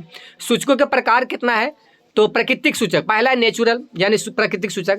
कपड़े पर लगे हल्दी के दाग या साबुन के छारकिए लगने से दाग भूरा लाल हो जाता है, यह रोज का उदाहरण है। ठीक है, एक तरीके से कुछ एक तरीके से ये उदाहरण है, एकदम याद रखने का है। लिटमस, अम्ल में लाल, क्षारक में नीला। लिटमस कुछ हुआ है, अम्ल में लाल हुआ है और क्षारक में कुछ हुआ है नीला हुआ है, कुछ लिटमस। ठीक है, हल्दी हल्दी कुछ हुआ है, अम्ल में कुछ हुआ है, अम्ल में कोई बदलाव नहीं होता है, लेकिन क्षारक में भूरा लाल हो जाता है। क्षारक में कैसे हुआ है? तो भूरा लाल हो जाए। अब लाल पत्ता गोभी कुछ है, तो अम्ल में लाल और अम्ल में लाल, अरे हटमा, अम्ल में लाल और क्षारक में हरा और मेथिल ऑरेंज। इस प्रकार से इतना उदाहरण है, अपना देखना तो अपना देख लिया, उतना ज़्यादा नहीं रखा हम। गंधीय सूचक का हो भाई, फिर वही चार का दूसरा है ना, गंधीय सूचक। अच्छा ठीक है, हल्ला होने दे, उतना रोक तो फिर ना रुक पाते। परिभाषा, गंधीय सूचक की परिभाषा। तो कुछ पदार्थों की गंध अम्लीय या क्षार के माध्यम में बदल जाती है, इन्हें हम गंधीय सूचक कहते हैं। कुछ बोल जाए गंधीय सूचक, वैसे काले पकड़ लेंगे, कुछ बोल जाए गंधीय सूचक बोल जाए। जैसे प्याज का रस, अम्ल, कोई गंध परिवर्तन नहीं, तीक्ष्ण गंध रहती है अम्ल में, लेकिन क्षारक कोई गंध नहीं रहता, क्षारक में कोई गंध नहीं रहती है। वैनिला एसेंस, अम्ल में गंध का समान रहता है, मतलब जैसे रहा वैसे रहा है, लेकिन क्षारक में कोई गंध नहीं रहता है। ठीक है, और लौंग का तेल, अम्ल में गंध का समान रहता है और क्षारक में गंध समाप्त हो जाता है। ये सब अलग अलग प्रकार के उदाहरण, सिंपल से क्षारक टिप है, सिंपल टिप में कि क्षारक यानी बेस इन सूचकों की गंध को बेअसर कर देता है, यानी क्षारक यानी बेस, अपना अपना तरीका है। अम्ल की धातु के साथ में विक्रिया, ये भी देखिए ज़्यादा नहीं बताओ, एकदम डिप्लीन है जो, बस खाली हल्का सा खाली समझा दियो। अम्ल धातु के साथ में विक्रिया करके लवण और हाइड्रोजन गैस बनाता है। तो याद रखें कि अम्ल और धातु जब मिलता है, यानी धातु के साथ में अम्ल के साथ में अगर धातु की रिएक्शन करवाए तो और कोची बनता है लवण और हाइड्रोजन गैस। ठीक है, ये पॉप के साथ में ध्वनि हुआ है ना, जैसे यहाँ पे देखिए H2 गैस की जांच पॉप साउंड टेस्ट से होती है। ये भी इम्पोर्टेंट है कि जब एक इस प्रकार से रिएक्शन हुआ है, अगर पॉप के ध्वनि होवे उत्पन्न होवे, जो फटफट के आवाज़ इस प्रकार से निकले, तो मतलब कि कौन सा गैस निकल रहा है, कोची के गैस निकल रहा है, तो हाइड्रोजन गैस के बुलबुले निकल रहा है, कोची के हाइड्रोजन गैस के। तो पॉप के यानी क्वेश्चन में भी आ जाए कि जो हाइड्रोजन गैस की जो जाँच करने में जो किस प्रकार का, जैसे पॉप के जो ध्वनि होता है, तो किस गैस के लिए ये वाला इस तरह से बोल रहा है, तो कौन से गैस के लिए बोल रहा है, तो हाइड्रोजन गैस के लिए। ठीक है, चल क्षारक की धातु के साथ में अभिक्रिया। अब कुछ क्षारक भी सक्रिय धातु से अभिक्रिया करके कुछ बनाते हैं, हाइड्रोजन गैस बनाते हैं, लेकिन ऐसी अभिक्रियाएं सभी धातुओं के साथ में संभव नहीं है। जैसे क्षारक के साथ में धातु के साथ में अभिक्रिया अभी क्षारक कर रहे हैं, जखनी कुछ कर रहा है आम्ल कर रहा है, अभी कुछ करे थे क्षारक, तो कुछ बने थे लवण और हाइड्रोजन गैस। ठीक है, यहाँ पर एग्जाम्पल में लिखा है कि सोडियम जिंकेट।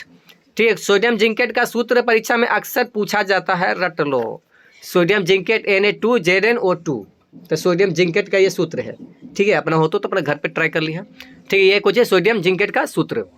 तो ये में कुछ बोले कि क्षारक धातु के साथ में क्षारक के साथ में मतलब धातु के क्षारक के साथ में रिएक्शन कर रहा है तो कुछ बना लवण और हाइड्रोजन गैस बनता है।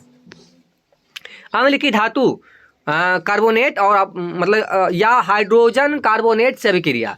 सभी धातु कार्बोनेट और हाइड्रोजन कार्बोनेट अम्ल से क्रिया करके लवण कार्बन डाइऑक्साइड और क्या बनाते हैं, जल बनाते हैं। कुछ बना हुआ है कार्बन मतलब लवण कार्बन डाइऑक्साइड और जल बनाते हैं। अम्ल के साथ में धातु कार्बोनेट के साथ में रिएक्शन हो रहे हैं, ये दोनों रिएक्शन को ले तो कुछ बन रहा है लवण CO2 और जल।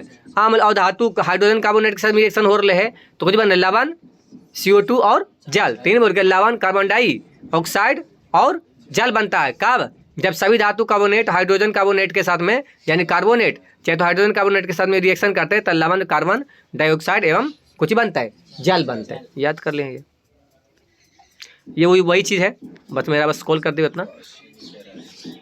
CO2 की जांच कैसे करा जाए? तो CO2 को चूने के पानी यानी चूने के पानी का यानी एक तरीके से हम सूत्र भी हो रहे हैं में प्रवाहित करने पर वह दूधिया हो जाता है। कैसा हुआ है? कौन कलम बदल जाए, दूधिया हो जाए, यानी श्वेत अपक्षेप प्राप्त हुआ है। कुछ कैसा अपक्षेप प्राप्त हुआ है? श्वेत अपक्षेप। तो यानी CO2 गैस के जाँच होइए, यानी पता चलेगा वो। अब उदासीनीकरण की क्रिया क्या है?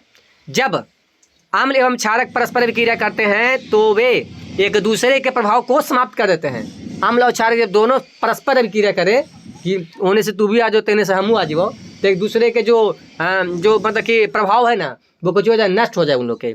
ठीक है, इस अभिक्रिया में लवण तथा जल का निर्माण होता है, यानी अम्ल और क्षारक दोनों आपस में मिल जाए तो कुछ बनते लवण और जल बनते, कुछ बनते लवण और जल बनते। ठीक है, एग्जाम्पल में वो दिले है HCl हो रहे NaOH के साथ में, तो ये है जो अम्ल है, ये जो क्षारक हम तो लोग बताइए। OH वाला देखिए क्षारक है, OH वाला कुछ है अम्ल है, ये बताइए भी है हम। ठीक है, तो बन रहे कुछ NaClOH2O। एक्टिविटी नोट का हेरा में करना है तो NaOH में फेनाफेथिलीन डालने पर विलयन गुलाबी हो जाता है और HCl मिलाने पर यह वापस रंगहीन हो जाता है। HCl जब फिर से मिला हुआ है तो वापस रंगहीन हो जाता है, यानी पहले गुलाबी हुआ है और फिर जब जैसे ही HCl मान मिला देंगे तो फिर जैसा रहा है वो इसमें हो जाए। काहे के एरा में देखिए NaOH चले तेरा में मतलब कि कोई चीज़ क्षारक आ गए और जब मिला दिली लवण तो फिर हम कोची बोल लिए हल मतलब अम्ल मिला दिली तो फिर कोची बोल लिए कि फिर जैसा रहा तो इसने हो जी तो इसलिए बोल रहे फिर से जैसा होता है वैसा मतलब जैसा रहता वैसा ही हो जाता है। ठीक है, ऑक्साइडो के साथ में भी क्रिया तो धातुओं का ऑक्साइड देख ले, ये सब उतना नहीं है। तो ठीक है, इस सब के हम बस के लिए बस कॉल कर ली, जो हमें ज़्यादा जरूरत पड़ा वो हम कर ले हो, ना तो इतना करते रहो ना तो बहुत समय लग जी। तो ठीक है, सभी अम्लों में क्या समानता होती है ये भी हटा देंगे। जलीय विलयन में ऐसे बस खाली निकाल के दिखा देते हो, बाई चांस क्वेश्चन अगर पढ़ ले चाह तो घर पे पढ़ लिए। अम्ल को चाहिए जल की उपस्थिति में H आयन का उत्पन्न करता है। अम्ल को कर रहा है H+ आयन, तो ये देखिए नोट पॉइंट में करना हाल है क्या H+ है ना, H+। ये क्वेश्चन में पूछ दे तो कि अम्ल के साथ में कौन सा रहेगा, तो H+ रहा है, कुछ रहा H+। ये याद रखिए। शुष्क ड्राई यानी शुष्क यानी ड्राई HCl गैस लिटमस का रंग नहीं बदलता है क्योंकि जल नहीं होता है। H+ आयन स्वतंत्र नहीं रह सकते, ये जल के अणुओं से जुड़कर हाइड्रोनियम आयन बनाते हैं। कौन सा आयन बनाते हैं? हाइड्रोनियम आयन बनाते हैं। क्षारक तो ये वाला बस ध्यान रख, क्षारक जल में घुलकर हाइड्रोक्साइड आयन देते हैं, कुछ ही हाइड्रोक्साइड आयन देते हैं। तो ये वाला लिखे ना OH-, तो ये हो भाई क्षारक में। ठीक है, आयन उत्पन्न करते हैं। और हाथी में कुछ और लाल, अम्ल में कुछ और लाल H+ और क्षारक में OH-। याद रखिए दोनों में। जल में घुलनशील क्षारक को क्षार कहते हैं। ठीक है, और सभी क्षार और क्षारक होते हैं पर सभी क्षारक क्षार नहीं होते हैं, यानी सभी क्षार है जो क्षारक हो जीते है लेकिन सभी क्षारक है जो क्षार ना हो सकले है। अम्ल क्षारक को तनुकृत करना। अब तनुकरण का होगा है अभी बताओ तनुकरण का हुआ है। तो जल में बोल, पहले बोल ले, रुक दिया हो।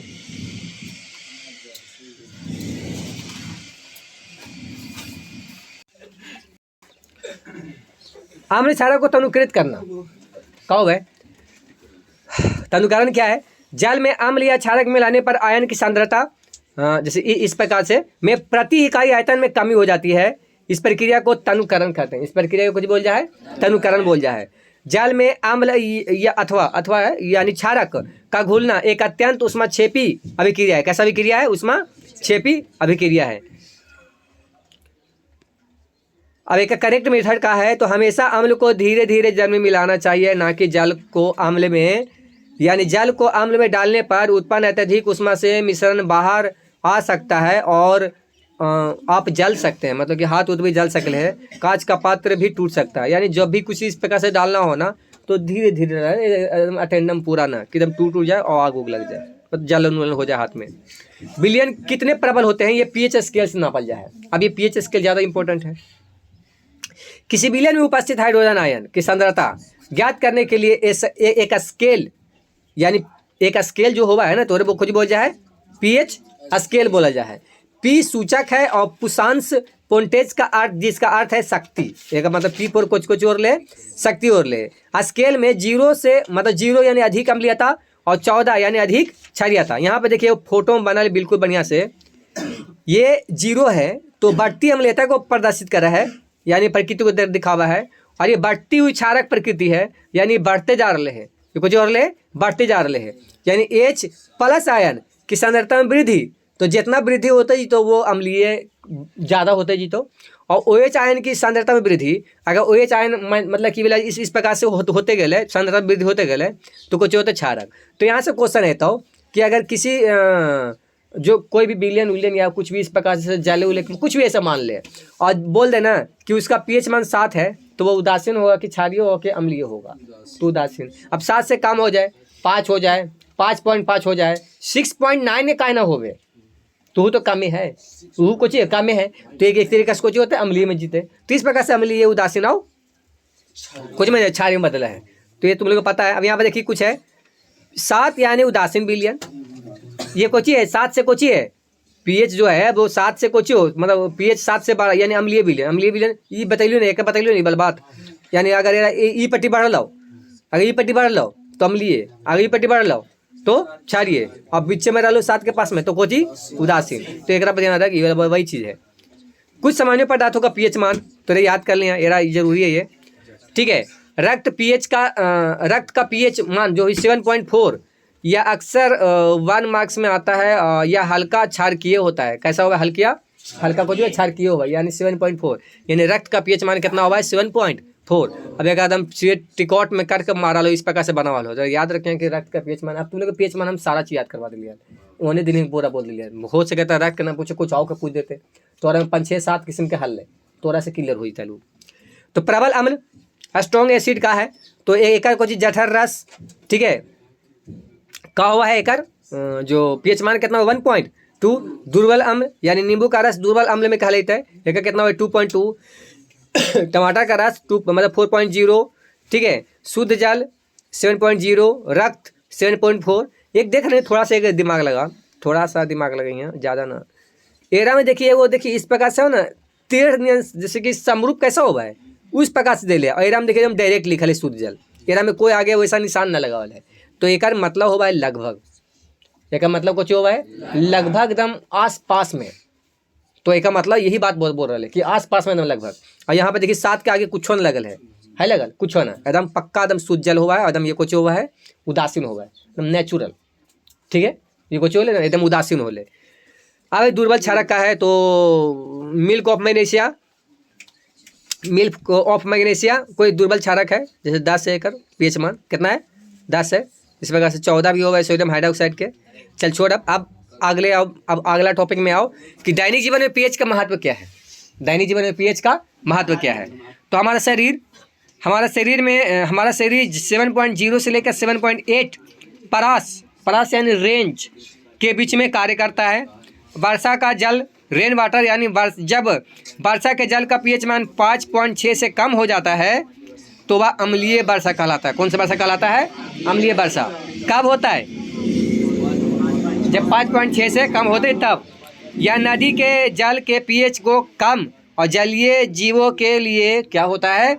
जलीय जीवों के लिए क्या होता है? हानिकारक होता है। बगीचे की मिट्टी पौधों की अच्छी वृद्धि के लिए एक विशिष्ट पीएच मान की आवश्यकता होती है। अम्लीय या क्षारकीय मिट्टी को उपचारित और करके पौधों के लिए उपयुक्त बनाया जाता है। अन्य ग्रह शुक्र का वायुमंडल सल्फ्यूरिक अम्ल के पीले बादलों से बना है। ये क्वेश्चन हम ध्यान में रखिए कि जो शुक्र का जो वायुमंडल है ना, वो पे सल्फ्यूरिक अम्ल के पीले बादलों से बना है। कैसे बादलों से बना है? पीले बादलों से बना है। सल्फ्यूरिक अम्ल के पीले बादलों से बना है। वहाँ जीवन संभव है? नहीं है। और भी है, ये वही चीज़ है जो पहले पढ़ाई लिया, ठीक है। अम्ल और क्षारक। अम्ल का हुआ है तो जैसे जैसे 7 से बढ़ते जीता हो तो अम्ल होता हो, और जैसे जैसे घटते ही तो कुछ होता हो, क्षारक होता हो, ठीक है। हमारे पाचन तंत्र में पीएच का महत्व मतलब कोची कम कर रहा है, तो हमारा उदर यानी पेट हाइड्रोक्लोरिक अम्ल उत्पन्न करता है, जो भोजन पचाने में क्या होता है? मदद करता है। अपच, ठीक है, में पेट बहुत ज़्यादा अम्ल बनाता है, जिससे दर्द और जलन महसूस होती है। राहत के लिए एंटासिड जैसे क्षारकों का उपयोग किया जाता है। एंटासिड अम्ल की अधिक मात्रा को उदासीन कर देते हैं। कुछ करते हैं अम्ल का अधिक मात्रा को कुछ कर दिया जाए, उदासीन करते हैं, ठीक है। और भी रमे है कि milk of magnesia. Milk of magnesia एक कोची है, दुर्बल क्षारक है। अब दंत क्षय हुआ है कब? जब मुंह का पीएच मान, एहू पूछ दे तो देख कि मुंह का पीएच मान कितना हुआ है, तो 5.5 से कम होता है, तब दांतों का क्षय शुरू हो। क्षय यानी दांत झड़ना चालू, ठीक है। क्षय यानी दांत झड़ना कुछ हो चालू। तू कल पकड़ लेंगे बड़े, देख तू लोग को हम लोग को बात कब होता है परिवर्तन? दांत क्षय कब होता है? कब होता है? जब मुंह का पीएच मान 5.5 से कम हो जाता है तो दांत क्षय शुरू हो जाए। दांतों का इनेमल यानी कैल्शियम हाइड्रा कुछ बोलो। दांतों का इनेमल शरीर का सबसे कठोर पदार्थ है, यानी कैल्शियम हाइड्रॉक्सी एपेटाइट। ये जो है ये शरीर का सबसे कठोर पदार्थ है। यह पानी में नहीं घुलता, पर मुंह का पीएच मान जैसे 5.5 से कम होने पर संक्षारित हो जाता है। कुछ हो जाए संक्षारित यानी खत्म होना चालू। भोजन के बाद मुंह में बचे बैक्टीरिया अम्ल बनाते हैं। क्षारकीय दंत मंजन का उपयोग करना अम्ल को उदासीन कर देता है। जब मंजन का उपयोग करेल जाए तो अम्ल की कुछ कर दिया जाए। पशु एवं पौधों द्वारा आत्मरक्षा। मधुमक्खी का डंक जब यह एक अम्ल छोड़ता है जिससे सिर दर्द और जलन होती है। इलाज के लिए क्या करा जाए, तो डंक वाले जगह पर बेकिंग पाउडर मतलब बेकिंग सोडा जो हुआ है, ये खाने वाला जो सोडा हुआ है, और अगर वहाँ पर रखा जाए ना, ठीक है, तो ओरा से आराम मिल सकले है। याद रखें कि अम्ल के असर को क्षारक से उदासीन किया जा सकता है, मतलब कि आराम देवल जा सकल हो रहा। नेटल का डंक, नेटल पौधे के पत्तों में डंकू नुमा बाल होते हैं। ये छूने पर मेथनोइक अम्ल छोड़ते हैं, जिससे जलन वाला दर्द होता है। अब लवण परिवार का है, फैमिली ऑफ सॉल्ट्स। तो समान धन और या ऋण मूलक वाले लवणों को एक ही परिवार का कहा जाता है। सोडियम लवण परिवार का है, तो इनमें दोनों लवणों मतलब दोनों में Na+ आयन समान रहता है। Na+ आयन दोनों जो हो ना दे NaCl और Na2SO4 दोनों में समान होता है। हाइड्रोक्लोरिक लवण में भी कहा हुआ है, Cl में आयन में कुछ दोनों में कुछ होते हैं समान होते हैं। क्लोराइड लवण और ये जो भी है, तो लवण में सोडियम लवण वहाँ पर देखिए बगल में है उस प्रकार से, तो एक में समान हो रहे और में समान हो रहे। लवणों का पीएच यानी लवण की प्रकृति। अब लवणों का पीएच भी, तो लवण की प्रकृति जैसे अम्लीय, क्षारकीय, उदासीन, उसके मूल और अम्ल और क्षारक की प्रबलता पर निर्भर करते हैं। और एक चीज़ और देख लें यहाँ पे कि प्रबल अम्ल प्लस प्रबल क्षारक, तो उदासीन लवण का कितना होता है पीएच मान, और प्रबल अम्ल और दुर्बल क्षारक आ गए तो अम्लीय लवण का होता है तो पीएच मान कुछ होता है 7 से कुछ होता है कम होता है। और प्रबल क्षारक और दुर्बल अम्ल होता है तो क्षारकीय लवण होता है और पीएच मान 7 से कुछ होता है अधिक हो जाते हैं, 7 से कुछ होता है। साधारण नमक से रसायन, एक रासायनिक नाम एक का है। साधारण नमक के सूत्र भी पूछ दे हो NaCl, ठीक है, ये भी पूछ सकलो सर हाउ तो हाउ ला, लेकिन पूछ भी सकलो है, ठीक है। तो एक प्रकृति उदासीन लवण हुआ है। समुद्री जल, खनिज नमक, ये सब एक उदाहरण है, ठीक है। साधारण नमक जैसे कि सोडियम हाइड्रोक्साइड, बेकिंग सोडा, व्यंजक चूर्ण, धोने का सोडा। अब ये सब तो ज़्यादा जरूरी ना हो। ठीक है, एनोडीकरण दिल के है, एनोडीकरण दिल छोड़। विरंजक चून देख ले या बनाने का विधि सोच सके तो पूछ दो। रासायनिक सूत्र का होगा है CaOCl2। निर्माण शुष्क बुझे हुए चूने पर क्लोरीन गैस प्रवाहित, मतलब क्लोरीन गैस के क्रिया से ये बनता है कोची विरंजक चून बना है। ठीक है, सूत्र उपयोग याद रखें, इस प्रकार से याद रख सकते हैं। वस्त्र और कागज उद्योग में विरंजन के लिए रासायनिक उद्योगों में उपचायक के रूप में पीने वाले जल को जीवाणुओं से मुक्त कराने के लिए इस सब के उपयोग करा जाए। क्या विरंजक चूर्ण के। ठीक है, बेकिंग पाउडर के मतलब बेकिंग सोडा यानी वही पाउडर। तो रासायनिक नाम का हुआ है सोडियम हाइड्रोजन कार्बोनेट हुआ है। एक सूत्र हुआ है NaCO3 कोची के बेकिंग सोडा के। ठीक है, यह एक कोची का है गुण एकर कोची हुआ है। तो NaCO3 यानी गुण एकर कहा है, यह एक दुर्बल अंश क्षारकीय लवण है, मतलब क्षारीय लवण है। गर्म करने पर अभिक्रिया यानी उसमें में तब्दील हुई तो बदल जीती है Na2CO3 और इतना में यह बदलते हैं। देखिए का उपयोग हुआ है, एक उपयोग का हुआ है बेकिंग पाउडर बनाने में, जैसे केक पाव रोटी को स्पंजी बनाने में, एंटासिड के रूप में यानी पेट की अम्लता को दूर करने में। अरे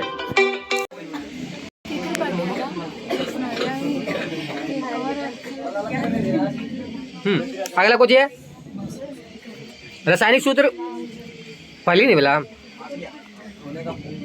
अब धोने वाला सोडा, ये सब एकदम इम्पोर्टेंट पॉइंट क्वेश्चन, मतलब सूत्र एकदम याद रखिए। एल्किन एल्काइन जितना भी अभी क्रियाशील मूलक है वो वाला, प्लस में बेकिंग सोडा जैसे खाने वाले सोडा हो गया, बुझा हुआ चूना, विरंजक चून, ठीक है, सोडियम हाइड्रोक्साइड, संगमरमर, बस मार लो। ये सब तो एकदम पक्का, ये सब के सूत्र याद रखें। ये सब सूत्र जहाँ याद ना तो घबरा जीते हो। ये धोने वाला सोडा है Na2CO3 10H2O, ये धोने वाला सोडा है। बेकिंग सोडा को गर्म करने पर और फिर प्राप्त सोडियम कार्बोनेट के पुनः क्रिस्टलीकरण से ये बनता है मतलब कुछ बना है धोने का उपयोग है कर। तो कांच, साबुन और कागज उद्योगों में घरों में साफ सफाई के लिए जल की अस्थायी कठोरता को हटाने के लिए करा जाए कर इस्तेमाल। क्या लवण के लिए क्रिस्टल सचमुच शुष्क है? ये सब की जरूरत नहीं है हमारा। हाँ, प्लास्टर ऑफ पेरिस ये भी याद रखिए, प्लास्टर ऑफ पेरिस याद रखिए, जिप्सम याद रखिए, इसे याद रखिए। तो कैल्शियम सल्फेट अनहाइड्रेट हिमिट हाइड्रेट, सूत्र को चुहा CaSO4 2H2O। निर्माण जिप्सम CaSO4 और 2H2O को 373 K पर, कितना पर 373 K पर गर्म करने पर बनता है और यह सफ़ेद चूर्ण होता है। कैसे चूर्ण होता है? जो जल में मिलाने पर पुनः जिप्सम बनकर कठोर हो जाता है, कुछ हो जाए कठोर हो जाए। फिर का इस्तेमाल करा जाए तो टूटी हड्डियों को जोड़ने के लिए, प्लास्टर चढ़ाने में और खिलौने सजावट का सामान बनाने में क्या का उपयोग करा जाए तो प्लास्टर ऑफ पेरिस। अब कुछ अम्ल है, मतलब कि कुछ प्राकृतिक अम्ल है, अगर काका है किस प्रकार से है, प्राकृतिक स्रोत के कुछ प्राकृतिक अम्ल है, ठीक है, जिसमें सिरका, तो एसिटिक अम्ल, संतरा और नींबू में सिट्रिक अम्ल, इमली में टार्टिक अम्ल, टमाटर में ऑक्सैलिक यानी एक तरीके से पढ़ा जाए ऑक्सैलिक अम्ल, दही यानी खट्टा दूध लैक्टिक अम्ल, और चींटी का डंक मेथनोइक अम्ल, और नेटल का डंक यानी मेथनोइक अम्ल। तो इस प्रकार से जो अम्ल है वो पूरा हर एक प्रकार में है, तो वो सबको रहा तुम लोग के ध्यान रखना है कि कौन सा में कौन सा अम्ल हुआ है। हाँ, अगला में है धातु एवं अधातु। तत्वों के उनके गुणधर्मों के आधार पर धातु एवं अधातु में वर्गीकृत किया जाता है। और एक में काका है काका न है, उतना हम ज़्यादा डिटेल्स में ना लिखा, तो डिटेल्स से पढ़ेंगे लेकिन डिटेल्स ना पढ़े, मेन पॉइंट है वो निकाले। चमक, कठोरता और अवस्था। भौतिक गुणधर्म का हुआ है तो धात्विक चमक, शुद्ध रूप में धातु की सतह कैसी होती है? चमकदार होती है। इधर में कठोरता पावल जाए, सामान्यतः कठोर धातुएं कैसे होते थे? कठोर होती है, और अलग अलग धातुओं की कठोरता भी भिन्न भिन्न होती है। एल्युमिनियम के कुछ हो है, तांबा के कुछ और हो है, और लोहा के तो कुछ और ही हो गए। तो सबके अलग अलग धातु अलग अलग होकर गुण है। अवस्था, अधिकतर धातुएं कमरे के ताप पर क्या होते हैं? ठोस होते हैं। अपवाद में, अपवाद वाला याद रखें, एक क्रम से हमारा एक आध गो आ ही जीतो, एक आध नंबर के, 2 नंबर के। मरकरी यानी पारा कमरे के ताप पर क्या होता है? द्रव होता है। क्षारीय धातु जैसे Li यानी और Na और K, और बहुत मुलायम होती है, इन्हें चाकू से भी। गैलियम और सीजियम का गलनांक बहुत कम है, इसे हथेली पर पिघल जा, ये हथेली पर भी पिघल जाती है, कुछ वजह हथेली पर भी रखने पर ये पिघल जाए। अधिकतर धातु कठोर होते हैं। तो ठीक है, अब भौतिक गुणधर्म कोची आघात वर्धनीयता एवं तन्यता। तो कोची आघात वर्धनीयता क्या है? एकदम 2 नंबर वाला में। तो आघात वर्धनीयता किसे कहते हैं?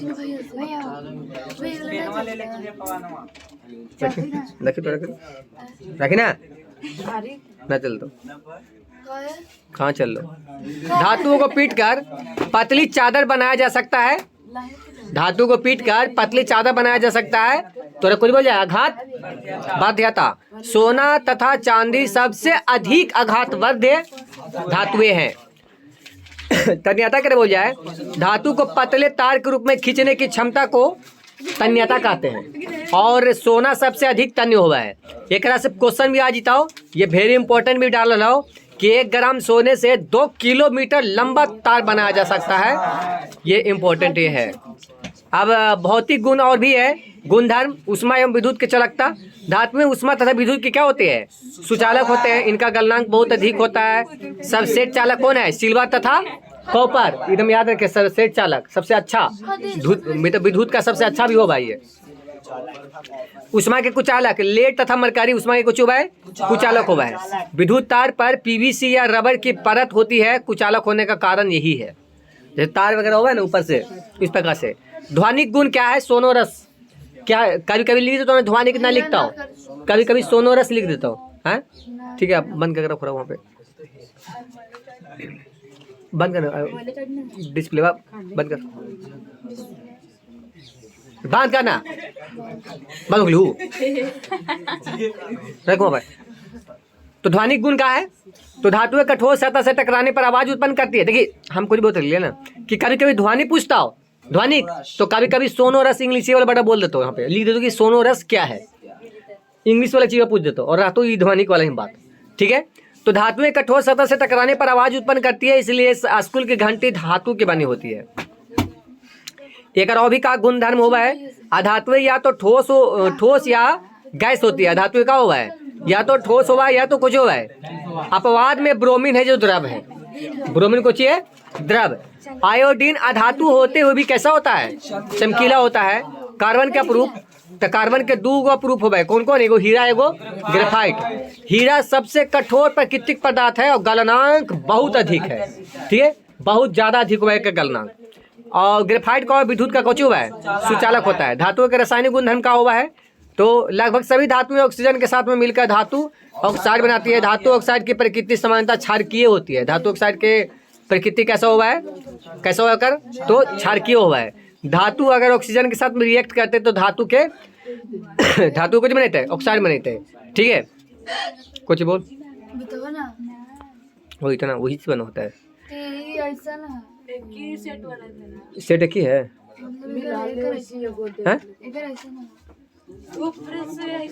ऊपर से कहानी वही होता है, अंदर में कहानी वही होता है, वही होता है। मिला के देख लो। चल अगला है कोची, उभयधर्मी ऑक्साइड क्या है? ऐसे धातु ऑक्साइड जो अम्ल तथा क्षारक दोनों से अभिक्रिया करके लवण तथा जल बनाते हैं, उभयधर्मी ऑक्साइड कहलाते हैं। ठीक है, यानी कुछ करते हैं ऐसे धातु ऑक्साइड जो अभिक्रिया करके कुछ बनाते हैं, लवण तथा जल बनाते हैं, तो कुछ बोल जाए उभयधर्मी ऑक्साइड बना, मतलब बोला जाए। ऑक्सीजन के साथ में अभिक्रियाशीलता यह रह दही ऑक्सीजन वाला, जल के साथ में अभिक्रिया रह दही, इसे जरूरत नहीं उतना बड़ा, ये जरूरत है। तानु अम्ल के साथ में अभिक्रिया, धातुएं तानु अम्ल से अभिक्रिया करके संगत लवण तथा हाइड्रोजन गैस प्रदान करते हैं। यह में इंपॉर्टेंट भी है, नाइट्रिक अम्ल से गैस उत्सर्जित नहीं होती है। क्योंकि HNO3 एक प्रबल ऑक्सीकारक है जो H2 ऑक्सीकृत करके जल बना देती है, यानी कुछ बना देती है जल।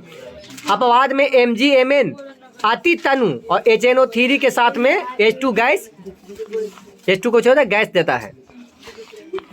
तनु अम्ल के साथ में अभिक्रिया चालू हो रहा है, तुम बोल रहे अभिक्रियाशीलता का क्रम, तो मैग्नीशियम सबसे ज्यादा है एल्युमिनियम से। एल्युमिनियम से ज्यादा कौन है? एल्युमिनियम से कम कौन है? जिंक। और जिंक से कम कौन है? तो इस प्रकार से फिर चेंज करो। ये भी याद रखे नहीं हो। एक लंबा लाइन भी लिखेली हो तो ऊपर से लेकर एकदम नीचे तक और तीर मरवैली हो, तो वो वाला सब क्वेश्चन आवा कि कौन केकरा से ज्यादा हो। ठीक है, कॉपर और तनु के साथ अभिक्रिया नहीं करता है, कुछ कह रहा है अभिक्रिया।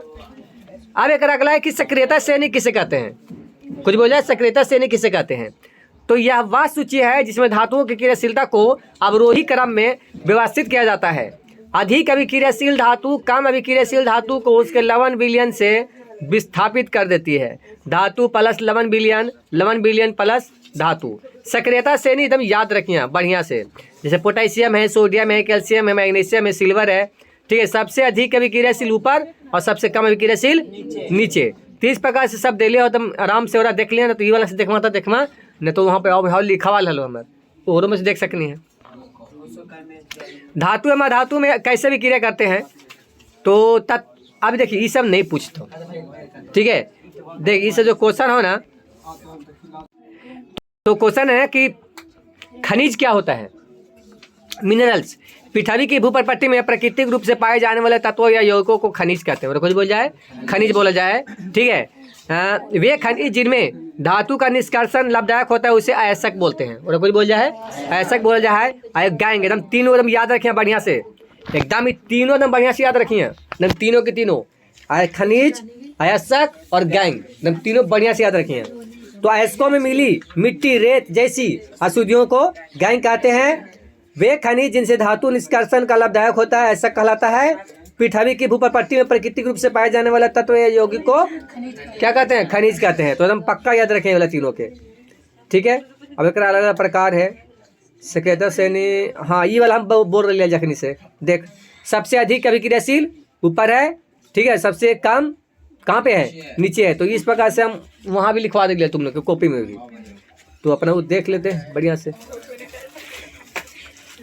निस्तापन क्या है, मतलब भाजन क्या है। सल्फाइड एसिड को वायु की उपस्थिति में अधिक ताप पर गर्म किया जाता है तो कुछ भाजन वगैरह बोला जाए, कुछ बोल जाए भाजन हुआ है। और निस्तापन कब हुआ है, जब कार्बोनेट एसिड को सीमित वायु में अधिक ताप पर गर्म किया जाता है तो कुछ कहा जाए निस्तापन बोल जाए, कुछ बोल जाए निस्तापन। तो निस्तापन का डिफिनेशन, भाजन की डिफिनेशन, और प्लस में यहाँ पे कुछ हल है, ऊपर में हल है ना, तीन गो चीज़ हल है ना, पता नहीं ऊपर में हल है, भाजन, निस्तापन और गैंग, ये सब जो भी है तो सब याद रखिए। हाँ वो बोला है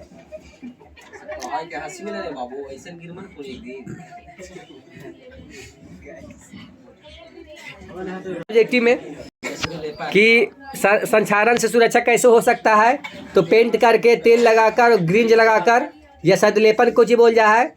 तो लोहे पर जस्ते की परत चढ़ाना यह सदलेपन कहला है, ठीक है। और कुछ बोल जाए यह सदलेपन कहला है, जिसे क्रोमियम लेपन, एनोडीकरण,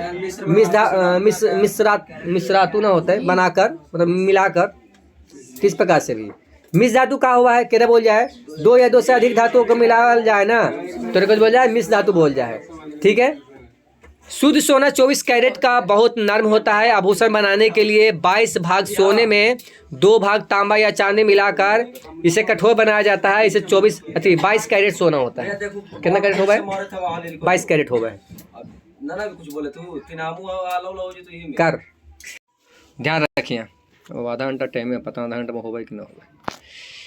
तो देख क्वेश्चन कुछ ही पहला है कि हमारे आसपास की ज़्यादातर चीज़ें कार्बन से बनी होती है। भोजन, कपड़े, दवाइयाँ, किताबें, और हम खुद सभी सजीवे संरचनाएं कार्बन पर आधारित है। प्रकृति में मात्रा बहुत कम है।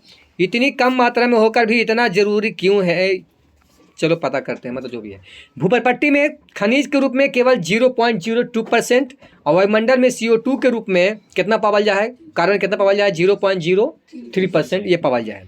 कार्बन में बंधन यानी अबंधन, पहला सहसंयोजी बंधन कोवैलेंट बॉन्ड। तो आयनिक यौगिकों से अलग गुणधर्म, जैसे कार्बन यौगिकों के गलनांक एवं क्वथनांक कम होते हैं, और इसका मतलब परमाणुओं के बीच में प्रबल आकर्षण बल नहीं होता है। ये ज़्यादातर विद्युत के क्या होते हैं, कुचालक होते हैं। मतलब इन यौगिकों में आयनों के उत्पत्ति नहीं होती है। आयनिक यौगिक, कार्बनिक यौगिक और गुण, क्वथनांक उच्च निम्न, चालकता सुचालक कुचालक, कार्बन की दुविधा या इलेक्ट्रॉन का लेन देन। कार्बन के बारे में पूरा बात हो रही है कार्बन के बारे में। तो कार्बन की परमाणु संख्या 6 हुआ है। अगर इलेक्ट्रॉनिक विन्यास की बात करें तो 2 और 4 में टूटते। बात हम कक्षा में समझ सकता, कभी बोल देता हूँ कि सोडियम कैसे समझ सकता क्या है, ठीक है। आयरन के क्या है, लोहा, मतलब वही लोहा बोले। तो इस प्रकार से मैग्नीशियम, कैल्शियम, पोटेशियम, जो भी ऐसे करके बोल दे। तो संयोजकता पता हुआ है ना, बाहरी वाला जो कच्चा वाला जो होगा है ना, बाहर में जो जितना इलेक्ट्रॉन होगा है, कुछ बोल जाए संयोजकता बोल जाए, वैलेंसी। तो संयोजकता यानी इलेक्ट्रॉन यानी वैलेंसी, यानी 4। इस प्रकार से उत्कृष्ट गैस विन्यास प्राप्त पाने के लिए 4 इलेक्ट्रॉन के, ये हमें एक चीज बताइए क्या पूरा, कि कार्बन की परमाणु संख्या 6, इलेक्ट्रॉनिक विन्यास इतना हो रहा है, संयोजकता इतना हो रहा है। ये एगो कार्बन के बारे में समझा रहे है। तो ऐसा ऐसा ही सारा चीज के बारे में तुम लोग के समझ में रहना चाहिए। क्वेश्चन कहाँ से बनाते हैं कोई पता ना।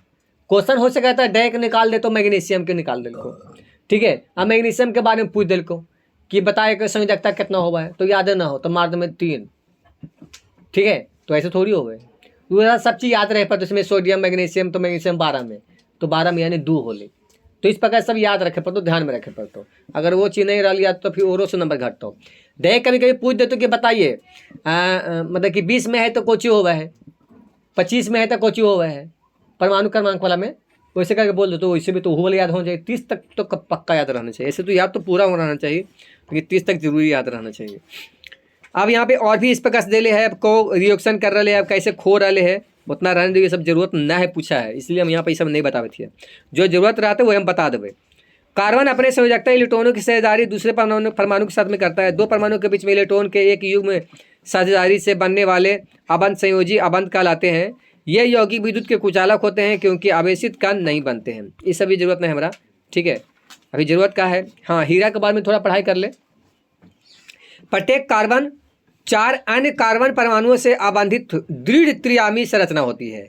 अब तक के ज्ञात सर्वाधिक कठोर पदार्थ कौन है, यानी हीरा। ग्रेफाइट के बारे में, तो प्रत्येक कार्बन 3 अन्य कार्बन परमाणुओं से आबंधित होते हैं, यानी षटकोणीय व्यू वाला हुआ है।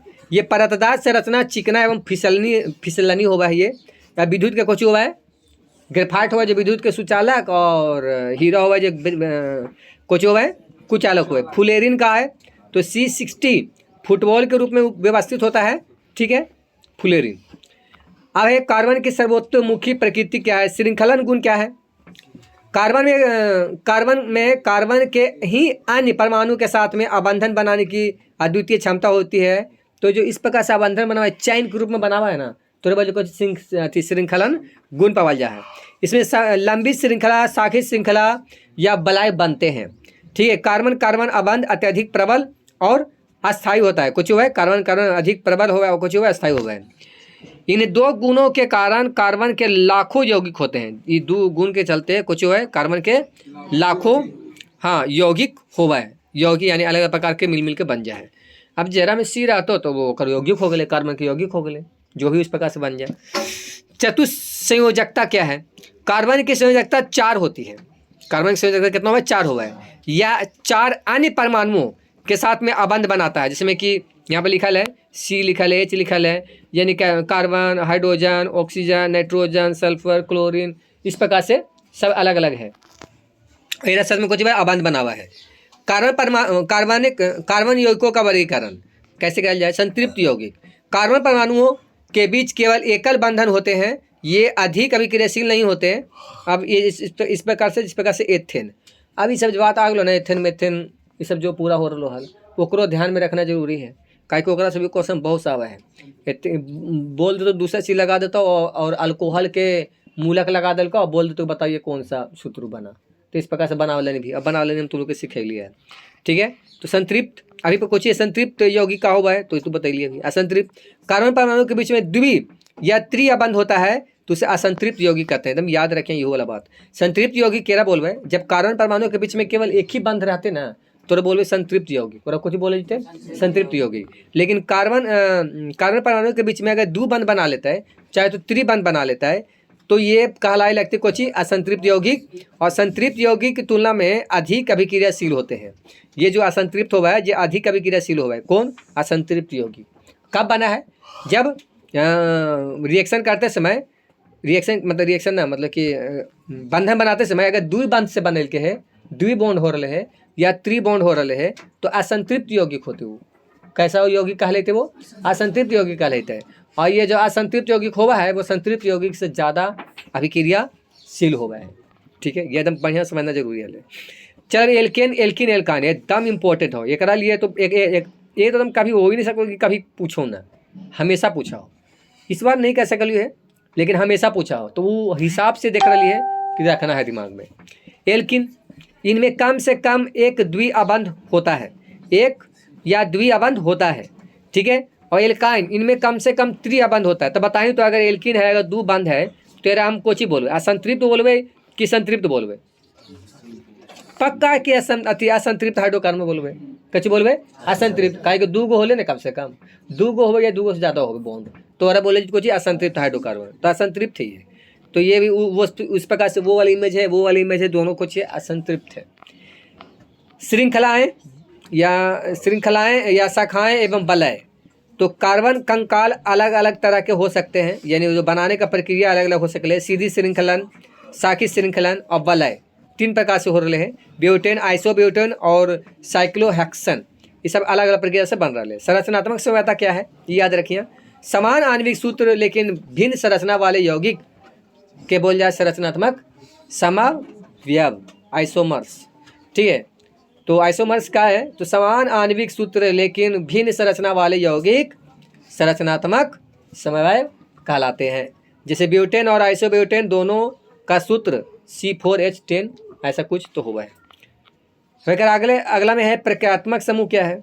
यौगिकों को विशिष्ट गुण देने वाला समूह प्रक्रियात्मक समूह कहलाता है।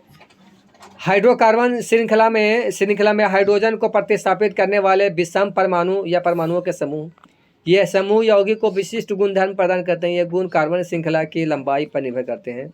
ये समूह, ये वाले याद रखिए, हम यही चीज़ हम तुम लोग के पहले बता चुके लिए समूह सबका नाम हम तुम लोग के कितना बार याद हुई करवैलियो है कि बार जो याद करिए तो है नहीं आज विकास।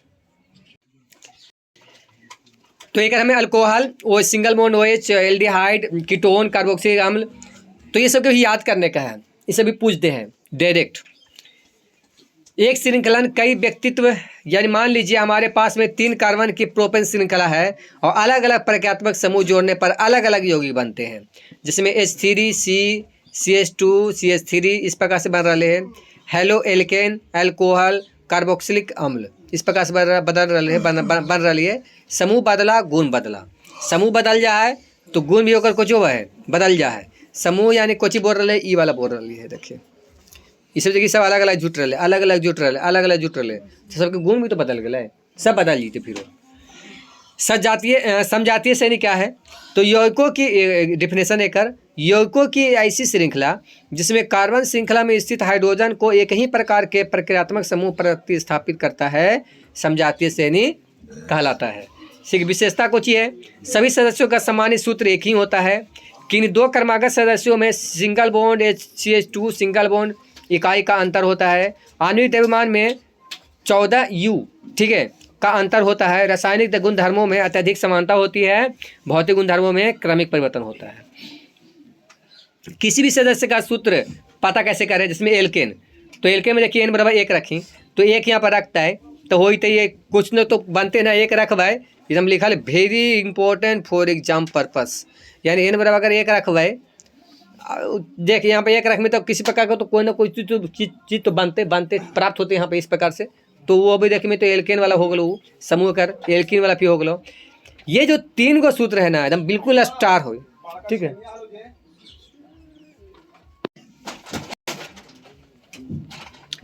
कार्बन यौगिकों की नाम कैसे पत्ती का देखिए, अब एक इतना हम पढ़ा जी कि नाम पत्ती कैसे करल जा है, इसे बता चुकल है, कब सब पढ़ाई लिए सब सब्जेक्टिव में तब बतैली है। बस एकल बंधन के लिए एन जोड़ल जाए, द्विबंध के लिए इन जुड़ा है और त्रिबंध के लिए आइन जोड़ल जाए। तो ये सब इतना हम नहीं करें, हम आगे बढ़ जाइए। अब हम बस खाली डिफिनेशन वाला चीज़ हम यहाँ पे कर सकलिए हैं। दहन, ऑक्सीकरण, कार्बन यौगिकों के रासायनिक गुणधर्म, दहन, ऑक्सीकरण, संकलन, प्रतिस्थापन अभिक्रिया, ठीक है, एथेनॉल व एथेनोइक अम्ल, साबुन, अपमार्जक, तब का है दहन पहले का है। तो दहन क्या बोल जाए तो अपने यानी कार्बन यौगिकों का जलना अपने सभी अपरूपों में कार्बन ऑक्सीजन में दहन कर ऊष्मा एवं प्रकाश देता है, तो दहन भी बोल सकलिए। अधिकांश कार्बन यौगिक भी दहन व तथा प्रचुर मात्रा में ऊष्मा तथा प्रकाश मुक्त करते हैं, यह ऑक्सीकरण अभिक्रिया है। कैसा अभिक्रिया है? दहन ऑक्सीकरण अभिक्रिया है, ठीक है। अब दहन में आ जाओ, दहन और मतलब दहन तो हो कर ले इस तरीके से। अब ज्वाला और ज्वाला की प्रकृति, तो संतृप्त हाइड्रोकार्बन स्वच्छ जल ज्वाला, असंतृप्त हाइड्रोकार्बन अत्यधिक काले धुएं वाली पीली ज्वाला, ठीक है, तो असंतृप्त हो गई। ऑक्सीकरण क्या है? कुछ पदार्थों में अन्य पदार्थों की ऑक्सीजन देने की क्षमता होती है, इन्हें ऑक्सीकारक कहते हैं, ठीक है, तो ऑक्सीकारक ये हो गए। संकलन अभिक्रिया, असंतृप्त से संतृप्त हाइड्रोकार्बन पैलेडियम या निकेल उत्प्रेरक जैसे उत्प्रेरकों की उपस्थिति में होती है। असंतृप्त हाइड्रोकार्बन हाइड्रोजन को छोड़कर संतृप्त हाइड्रोकार्बन देते हैं, कुछ देते हैं संतृप्त हाइड्रोकार्बन देते हैं। अब देखिए हम जो भी है डिफिनेशन आर लो ना ओकरे हम बताइए, ठीक है ना, तो उतना बताइए तो फिर नहीं चल पाए। तो ये उत्प्रेरक वे पदार्थ जिनके कारण अभिक्रिया भिन्न दर से आगे बढ़ती है, तो बोल जाए उत्प्रेरक। उत्प्रेरक क्या बोल जाए?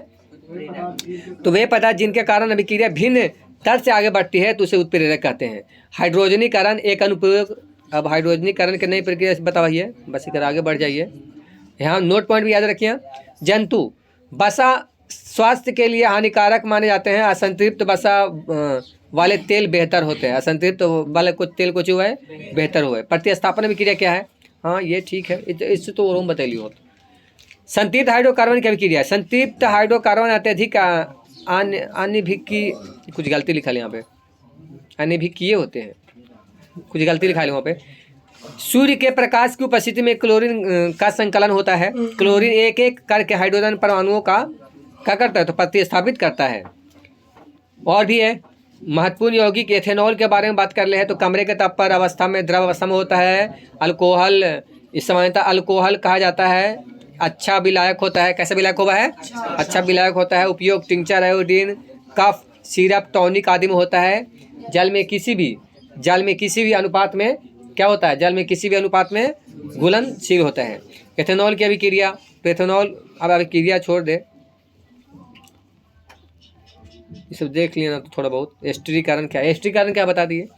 एथेनोइक अम्ल किसी अम्ल उत्प्रेरक की उपस्थिति में परिशुद्ध एथेनॉल से अभिक्रिया करके एस्टर बनाता है, तेरा कुछ बोल जाए एस्टरीकरण बोल जाए। इत्र बनाने में एवं स्वाद उत्पन्न करने में वाले यौगिक के रूप में करल जाए इस्तेमाल, ठीक है। एस्टरीकरण, एस्टर की गंध मृदु मीठी होती है। साबुनीकरण क्या है? एकदम पक्का, एकदम ध्यान रखिएगा कि साबुनीकरण क्या है, यानी साबुन कैसे बनता है। एस्टर क्षारक को जैसे NaOH की उपस्थिति में अभिक्रिया करके पुनः अल्कोहल एवं कार्बोक्सिलिक अम्ल का सोडियम लवण बनता है, तो यह कुछ बोल जाए। तो ये प्रक्रिया करने पर कुछ प्राप्त हुआ है साबुनीकरण। ये प्रक्रिया कुछ कहला है साबुनीकरण। साबुन प्राप्त हुआ है तो कुछ कहल जा रहा है साबुनीकरण, है ना। एस्टर और क्षारक के मिक्स कर जा रहे हैं तो अल्कोहल के साथ साथ में साबुन बना है ना, तो कुछ बोल जाए साबुनीकरण। यह एस्टरीकरण के विपरीत अभिक्रिया होता है। एस्टरीकरण कुछ हुआ है उल्टा काम कर रहे हैं। अब साबुन और अपमार्जक की भी बहुत इंपॉर्टेंट है। तो साबुन लंबी श्रृंखला वाले कार्बोक्सिलिक अम्लों के सोडियम या पोटेशियम लवण होते हैं। साबुन के अणु दो सिरों में होते हैं, एक जलरागी सिरा जल में विलय और एक जल विरागी पुच्छ हाइड्रोकार्बन में विलय। इस प्रकार से ये कर हुआ है। एक फोटो कुछ इस प्रकार से है, आप देखना तो देख सकना है। मिसेल क्या है? ये भी सही है। साबुन सफाई प्रक्रिया की क्रियाविधि। साबुन के अणु मिसेल संरचना तैयार करते हैं। कैसे संरचना तैयार करते हैं? मिसेली संरचना तैयार करते हैं। जल विरागी पुच्छ तैलीय मैल की ओर तथा जल रागी सिरा बाहर पानी की ओर होता है। मैं तो कैसे हुआ है? पानी में जब नवा जाए तो कैसे हुआ है, तो वही प्रक्रिया जल विरागी पुच्छ मतलब इस प्रकार से होते हैं। इससे पानी में इमल्सन बनता है और मैल बाहर निकल जाता है। कठोर जल में सफाई। अब साबुन कोची कर रहा है, किस प्रकार से बना है। अपमार्जक क्या है एक बार बता दी, साबुन के बारे में तो बता दियो। लंबी कार्बन श्रृंखला वाले सल्फोनिक या अमोनिया लवण होते हैं। कठोर जल में उपस्थित आयनों के साथ में अघुलनशील नहीं होता, कुछ का टाइपिंग गलती है। कठोर जल में भी क्या होते हैं? प्रभावी होते हैं। अपमार्जक है ना, वो कुछ है कठोर से कठोर जल में भी कुछ है ज़्यादा प्रभावी हुआ है और वो सब है ना हुआ है। हम ये पूरा का पूरा, ये तो बहुत जल्दी कर दिलियो, ये पूरा